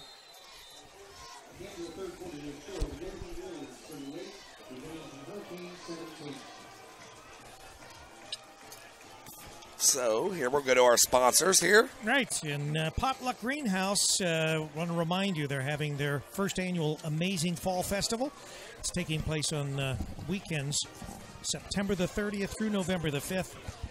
Located at 6555 West State Route 73, just off I-71 in Wilmington. They offer a 5-acre corn maze, hayride, pumpkin patch, bouncy house, food vendors, local honey and mums. Hours and hours of family fun and entertainment await all at Potluck Greenhouse. Come pick your own pumpkins, enjoy some apple cider, and a relaxing afternoon at Potluck. For more info, 937-8382-8312 or potluckgreenhouse.com. And just a reminder, as far as programming schedule, tomorrow we are going to be at Central State. The Marauders host the Miles Golden Bears. Our game time is 12:30 with a kickoff at 1 o'clock, so tune in on Campus Nation and WZAA tomorrow for college football. That's Division III football there at Central State. And next week we've got Miami Trace hosting the Chillicothe Cavaliers, and the Astros on a roll, maybe going to roll up their 3rd straight win tonight. Bethel Tate Tigers at East Clinton. And here's the snap. Gives the second man through Slusher. He's going to fall to the 5, and that's going to be a first down. They're going to have goal to go, 4 downs to get a touchdown. Stop there by Sloan Marsh. Wilmington's not too far away from getting a running clock here in a second. David Bundy back in the game for Wilmington. Oh, that's Goshen. David, no, that's Goshen again. I'm looking at both Goshen's lineups here. First and goal on the 5-yard line for Goshen. Got 2 in the backfield, quarterback, and 2 left, nobody to the right. I look for him to run. Quarterback's going to keep her going to the right. And we're going to hold. Yeah, there was a hold out there on the right side. Looks like the defensive end came up. He couldn't keep contained. The guy grabbed him by the outside of his shoulder pad. So it's going to come back. Wilmington's got to capitalize on that. Yeah, the defensive end was trying to do his job on that play, and the defense just held him. And if you're Wilmington here, you can't keep your head down. No. A big plus for Wilmington would be to stop them to at least a field goal. That would be a plus for Wilmington at this point in time. They need something to give them a pat on the back. You got young men, and it's easy for these young men to go, oh, no, here we go. And, you need something positive to happen for Wilmington to pump them back up right now. Like I said, they've been having their hands on their hips or showing tired. They need something to pump them up, get them excited. And a good play right here would do that. So it's going to be first down from the 19. Handoff to Slusher coming through. He's hit. Going to fall forward close to the 10. Joe, it's hard for Wilmington right now. They're just letting Goshen just get into them up top. Yeah. And they're just pushing them around. The offensive line for Goshen is just having their way with Wilmington's defensive line. First down and goal from second down and goal from the 9-yard line. Wilmington needs a big stop here. Again, 2 more downs. Make them kick a field goal. Like Rick said earlier, maybe they'll miss. They need a turnover. They need a turnover big bad. Turnover. Going to handle the first man through Harrison, and he gets maybe a yard at the most. So they're, again, Wilmington has shown that stop, big play. We got to stop. Three downs. Doug Estes there made a nice play there at defensive end. But the one thing is when Doug gets sucked down like that, when they go to play fake there, the quarterback rolls out and he's sucked down in the gap. And his responsibility is probably playing contain. Right. So he needs to play contain. But that was a nice play by him. It's third down and goal from the 9-yard line. 106.9 WZAA-LP, Jeffersonville. 2 in the backfield. A snap. Going to hand off to the second man through. Slusher. No, quarterback keep. They're getting him. They're going to tackle him for a loss. I think they would have been better off to hand it to the second man. They did a great play fake, but he took a loss. Wilmington did get a good job of getting back through to him and pulling him down at the 15-yard line. Kind of a strange play. That was. It was like, they've run a lot of play fakes. He drops back. He don't know if he tucked it. I think he was going to pass. I think he was going to pass, and it just didn't set up quick enough for him. And by the time he got, they were, like you said, Wilmington finally blitzed through and got to him. Yeah. So now we're going for a field goal at the 22, so it's going to be a 32-yard field goal. Ball's kicked. It's low. It's no good. Wilmington came up with the stop. So with 9:24 here in the fourth quarter, something positive finally happened for Goshen leads Wilmington 38-17. Now these boys can run off the field with a smile on their face, pumped up. The offense can go out and do something positive now. Take this and do something with it. Here's the thing. Wilmington's going to show Goshen how much gas they got left in their tank. Right. This is where you show it. Okay, you're down 3 scores. Your backs are against the wall. Your true colors come out right now as a football team, as a coaching staff, as a team in whole. You're coming out here. They've got to get a big play right now. And if you're being scouted, they're not only scouting the players, they're scouting the play calling on here, what's Wilmington do in these situations? So let's see what they do in this situation. Not only the players, the coaching staff. Looks like two right, 2 left, 1 in the backfield with the quarterback. Shifts in the backfield. And we're going to pass. Looking to the right, throws out there wide open, catches it. And Matt Smith, but he didn't get a good start. Caught it for about a 1-yard gain and got about 3 yards total after he caught. When Matt catches the football there, He stopped for like He stopped 2 and seconds. looked. He's got to just take off and go. Yeah, instead of catching and going, Yes. he stopped and then turned and looked, where is everybody? And that let the defense take 3 yards toward him by the time he took off again. Yeah, once you he rip could have and had dip, at least a 5 or 6 yard gain. catch the ball, rip and dip, get upfield. Back to play here. Look at the pass again. Fakes right, looks left, throwing deep. He's wide open. Catches the ball. 40, 35, 30, 25 front down. That is a big play for Wilmington. Who promising. caught that? I can't see. Cameron Coomer there, Coomer. a sophomore. That was a big play there. Slipped behind the defense. Yes. They didn't see him. There was nobody over the top. Goshen safety was nowhere to be found. I'm looking through the double pane on that play, and with those uniforms, I cannot see numbers. Well, when Mason McIntosh rolled left, he kind of looked like he was He going to did tuck a good it job and of keep- faking that. 'Cause Yes. He faked it. He sold it. And there was good vision by him. Had a man wide open and seen it. Now we got to get in the end zone quick here. See if it's going to be. Nope, no handoff yet. Those to the right. Caught. Nope, no catch. Pass is intended for Craig Schiff. It's incomplete. Threw the ball to, Craig Schiff there. 43. 43. Yeah, there's 43 here. I don't see a 43. Who is that? Ryan Camp there. Ryan Camp didn't catch it. Thank Again, you. I would have got down here and give it to Shift now. Let him run through, get some things. I know they're probably not wanting the clock to move, but Back goes to it quick Camp. to Camp. He catches it, gets hit, ball popped loose. out, ball's loose, picked up. Scoop and score. There's a good block there by the 30, 25, 20. They're chasing him. Is he going to catch up to him? No, at the end zone. Touchdown. Oh, and it looks like he's grabbing his hamstring. man. 18. Jeffrey Mansfield there. Oh, that is Mansfield's number, 18. He did everything he could, and he jumped Yeah, and thank caught you. him right about the 3, but he fell in the end zone and then immediately reached around and grabbed his hamstring. This is not good for Wilmington. Wilmington's got another senior walking to the sidelines hurt. I know they want the clocks to stop, basically, but again, you're not going with your strength. You're throwing to someone who's not had the ball a lot, and he gets hit, and the ball pops out. You throw to Ryan Camp. They haven't thrown to Ryan Camp all night. Right. He catches the ball, turns around, boom. Boom. Hits it, ball's loose, scoop, and score for Goshen. You've used shift. I mean, That's the 4th turnover for Wilmington tonight, and turnovers has really killed the Hurricanes tonight. I thought when he got down there, I said, okay, now they're going to give the ball to Shift, and he's going to run the ball and go right in the end zone because we've got him on their heels. And then we go to an inexperienced player who gets hit and boom, pops.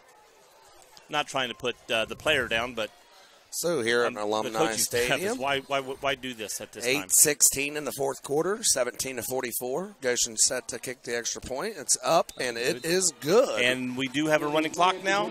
No, they're Nope, down we're 28. 2 points short of a running clock. So 4th quarter here at Alumni Field So here on Wilmington Campus was- Nation. 8:16 to go. 45-17. Goshen leads. We were a couple of plays short of being 2 plays down. Right. Want to thank our sponsors for tonight's game: Haunted Hollow, Modern Woodman, Final Resting Place, and Potluck Greenhouse. And remind you that Monday through Friday, Charlie Hargrave and whatever guests he has with him for our morning zoo, the morning show. That's every Monday through Friday from 7 a.m. to 10 a.m. on WZAA. Did I see a new girl with Charlie the other day? That's right. We've got. You can't keep our- a girl. Does he run them off or what? No, actually, Heather's going to be back on Monday, so we're going to have 2 girls. Okay, and I thought Charlie was running all the girls off or Yeah, something. well, he probably is. You know how Charlie is. Marianne Green there for the past few shows. Well, she's not green. She's married. Married. Well, it was back when we was in school. Yeah, she probably is in. That's right. I'm not for sure. What is her last name? Dobson, I think. Dobson, okay. Dobson. So Goshen is set to kick off from their own 40. Coomer back to receive the kick for Wilmington. Heels are on the 10-yard line. Who's back here with him, Joe? Again, with these numbers, I cannot see these numbers on these uniforms. Picked up, coming around. Almost looks like number 1, but Ames is not out there. That's 4. Wilmington's got to secure the football. We got a lot of these guys running around like they're carrying a loaf of bread. Yeah. You got to keep it tucked That's into your Cam rib Coomer. cage. Yeah, you're running with the ball out here and you get hit. That's like the last receiver. He got the ball turned, got hit with the ball out there, boom, there goes the ball. Yes, you got to be on your ball, hand-to-hand ball exchange. You got to keep it close, tight in here, and pull it from elbow to elbow, and like never expose a point. When you catch the ball in practice and you're running through these plays, it works. But when you got defenses out there hitting you, you can't catch it like you do in practice. 1st and 10, Wilmington. Ball on their own 28-yard line.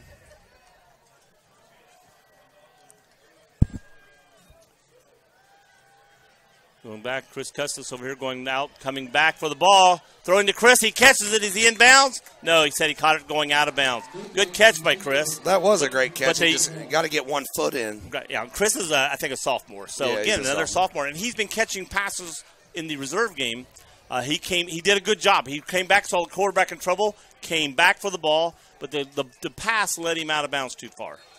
And I like that Coach Killen is keeping the varsity squad on the field right now, even down 28 points, 8 minutes to go. Well, he's got a couple new guys out there, but Jeffrey Mansfield's hurt, so he takes over. Oh, it probably is. He probably took over Mansfield's spot. We got a lot of sophomores on the field here for Wilmington. Hands off up the middle. Give it to Shift. He's going to run for 12 yards. We got a penalty flag thrown back here on the 30-yard line.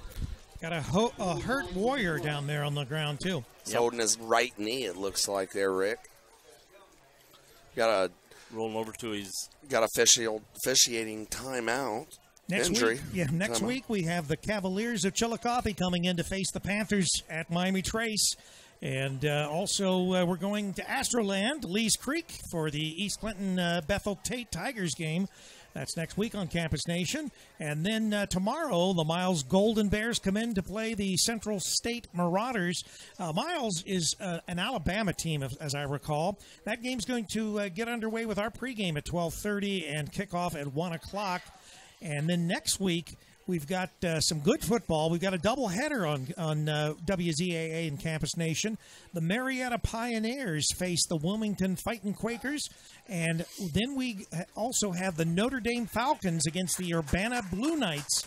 And that will be, both those games will be afternoon games. So we're going to have our work cut out for us next week. Players up, limping slowly off the field, but under his own power, so that's a good sign. So Wilmington, this is their second league game of the year. And we got a holding there. It's going to be 2nd and 20. But I was going back to the SBAC. The Big Side School Division is very strong in the SBAC. You have New Richmond, who's number 6 in the region. You have Goshen's 4. Wilmington's 11. I think without injuries, Wilmington still could be going through this okay, but it's just killing them right now. Yeah, injuries are killing them. Catch. And going to get back up close to the original line of scrimmage. Is that the Shift? Camp. Ryan Camp there. That was a nice play coming back off a fumble for Camp. And throw back to it and let you know, hey, we. You know, if you look in past years, Wilmington has always put points on the board, and that has helped as far as with their defense. The defense is not quite as strong as some of these teams that they're facing. No. Yeah. And that's what's hurt Wilmington. And it hurts a lot when you got four of your star players out. I mean, that hurts. Okay, Wilmington looking to pass again. Quarterback in trouble, looking to run, throwing the ball. I think he's going to throw it out of bounds on purpose. Good job. And going back to injuries for Wilmington, Joe, you think about it, you have Dylan Bogart out, you have Brady Evans out, you have DJ Ames out. Now you have Jeffrey Mansfield over there on the table with a messed up hamstring, as it appears, I believe. I don't know. Yeah, we're not sure what confirmed, his injury is, but it looked like he was holding his hamstring. Back and grabbed it. So, Chris, do you have any years of eligibility still left? I don't think I could run past the 50. I'd be on the 30. I couldn't. Joe's the big track star. Yeah, Joe's the track star. I couldn't run past the 3-yard line from the end zone. So Wilmington set the punt.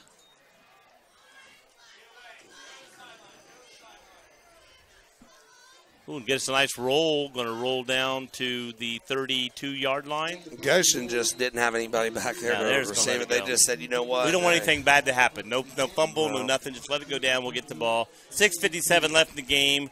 45-17 Goshen over Wilmington. Right now,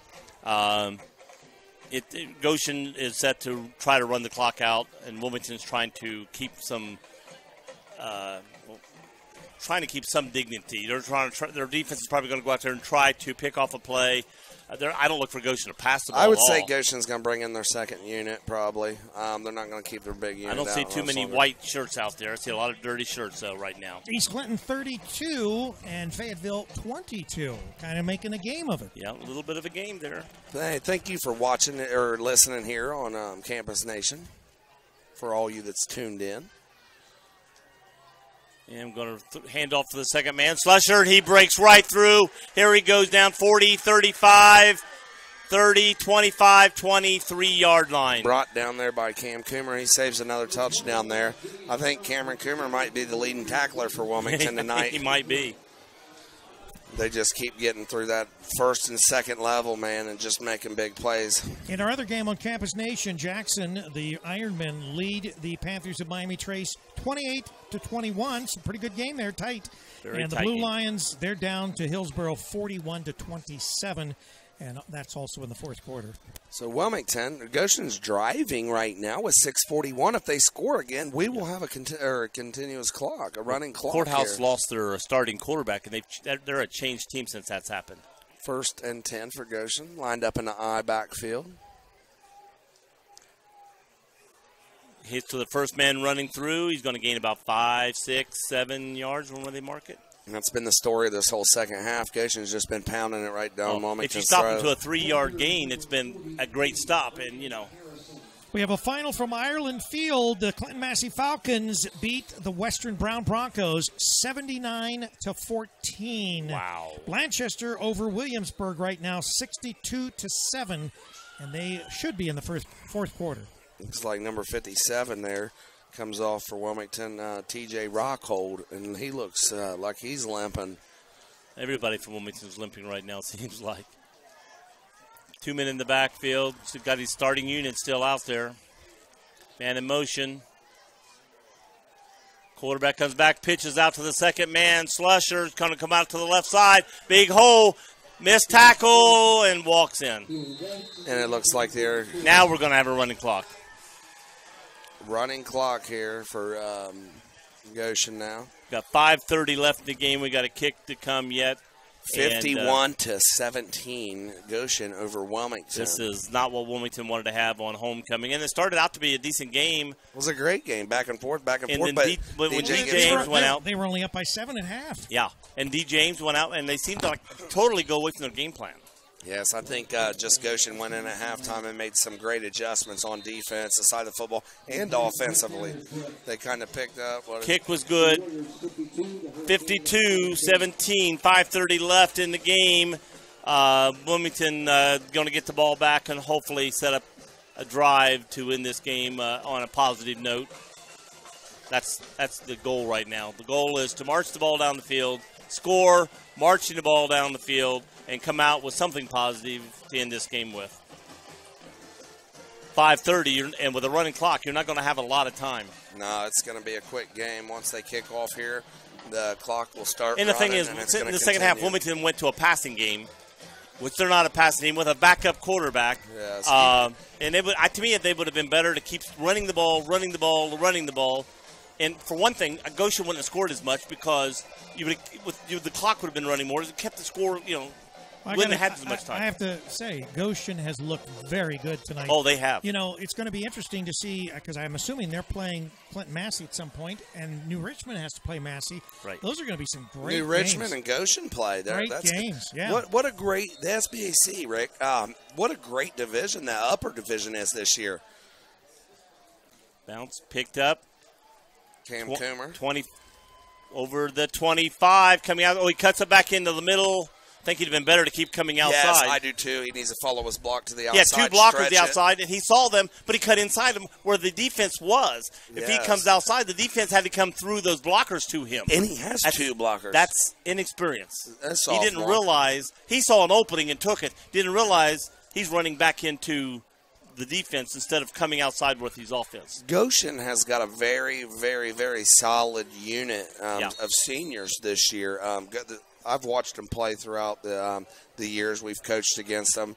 I coached the 7th grade squad against this senior group when they was all in 7th grade, my East Clinton squad in Goshen, and they was tough then. I mean, this is a good football team. Goshen is a great football team this year. One in the backfield with the quarterback, Schiff. Going to hand off to Schiff. He's going to go up the middle. He's going to keep going. He's got a first down plus. Ball came out. Is he down? Did he mark him down? I would say that was down. Nope, they're going to say Goshen. He's down. We got another. Another official saying down. We got one official saying first down Goshen. Another official saying down. But I would say the referee here on the 50 right here. I think that's his call. I think they're going to go ahead and mark him down. Right. Yep. Yes, that's what they will. And I tell you what, figured that. Being an official in many sports, I'm not in football, but when you got a team down 52-17 and you got a questionable play right there, give him down. Give him the ball. Don't take it away in this situation. Don't put a nail in the coffin. I wonder why it's not a running clock here. Well, maybe it stopped because the referees had to. No, because it goes. It should be on. It should be started right now. Okay, there it goes. 1st and 10 here. Hand off to Schiff again. Going to break. He's got all the way down. See, this is why they should have been feeding him when you needed those 8-9 yards, and they tried passing. Well, he was getting 8-9 yards. He definitely still has a lot of gas in that tank. Yes, and you also they went away from him too soon. And you're right, but you also look. I'm hindsight. It's easy for me to say. Goshen's also got their 2nd unit in. Yeah, but he was gaining 10 yards at the time early with their starters. Yeah, they just quit going to him.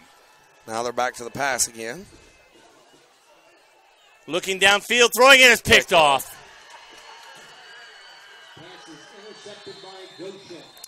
The receiver there has got to go to that ball. He just stood there and let the ball come to him that far, and the defense went to the ball, but not the.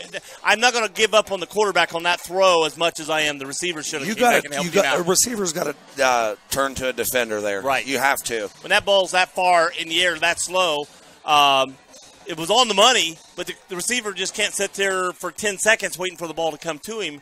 The defense is going to be jumping to the ball. Yes. If he takes 3 steps toward the ball, if nothing else, he might get hit by that guy and got a first down for a penalty.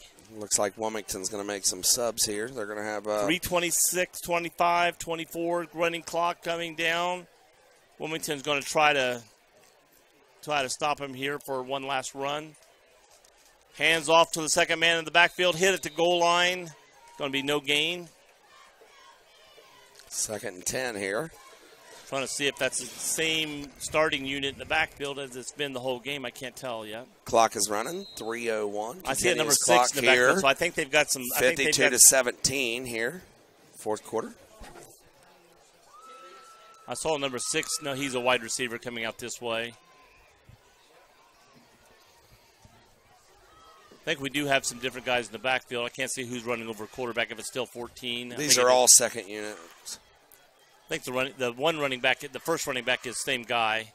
Slusher got the ball. Ball loose. Are they blowing this one dead? Yes. It's a good play there by Wilmington. These younger kids coming in and filling the gaps nicely. 2:20 left. Clock still running. It's going to be 3rd and 9. They're going to take every second they can to run this play to let the clock run out.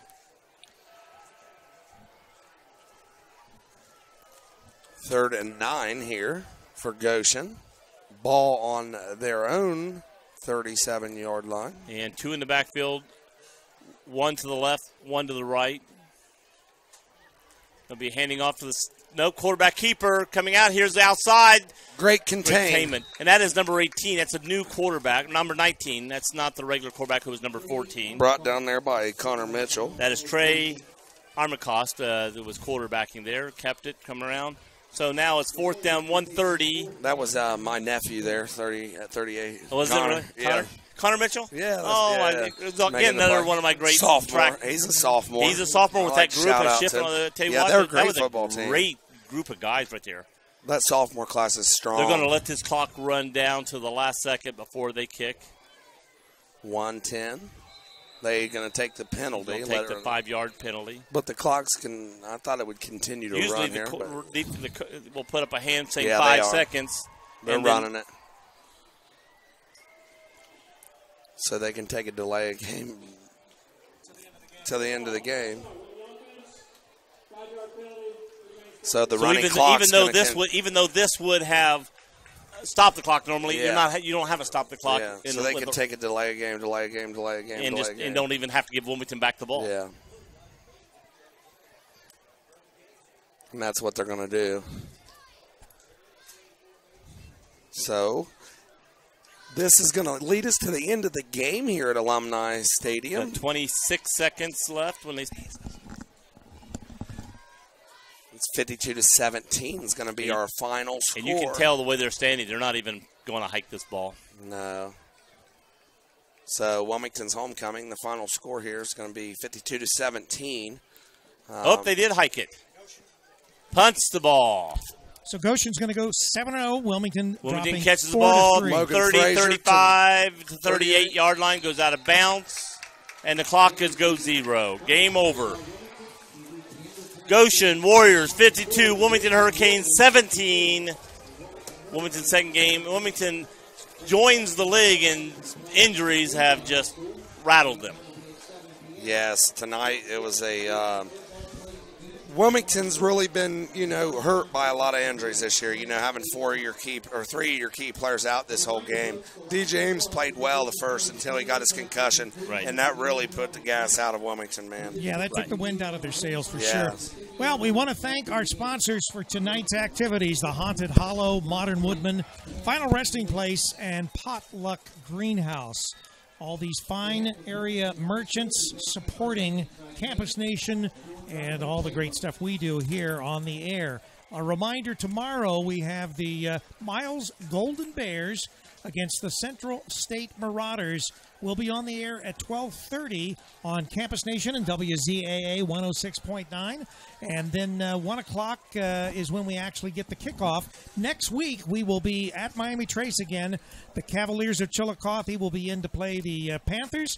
And we'll be at Lee's Creek for the East Clinton Astros hosting the Bethel Tate Tigers. Both those games will start with our pregame at 6:30 and our kickoff at 7 o'clock. So the score right here from Alumni Field, the Goshen Warriors 52, the Wilmington Hurricane 17. Well, have a good night, everybody, and thanks for listening to CampusNation.com, the sports animal, your home for high school and college sports.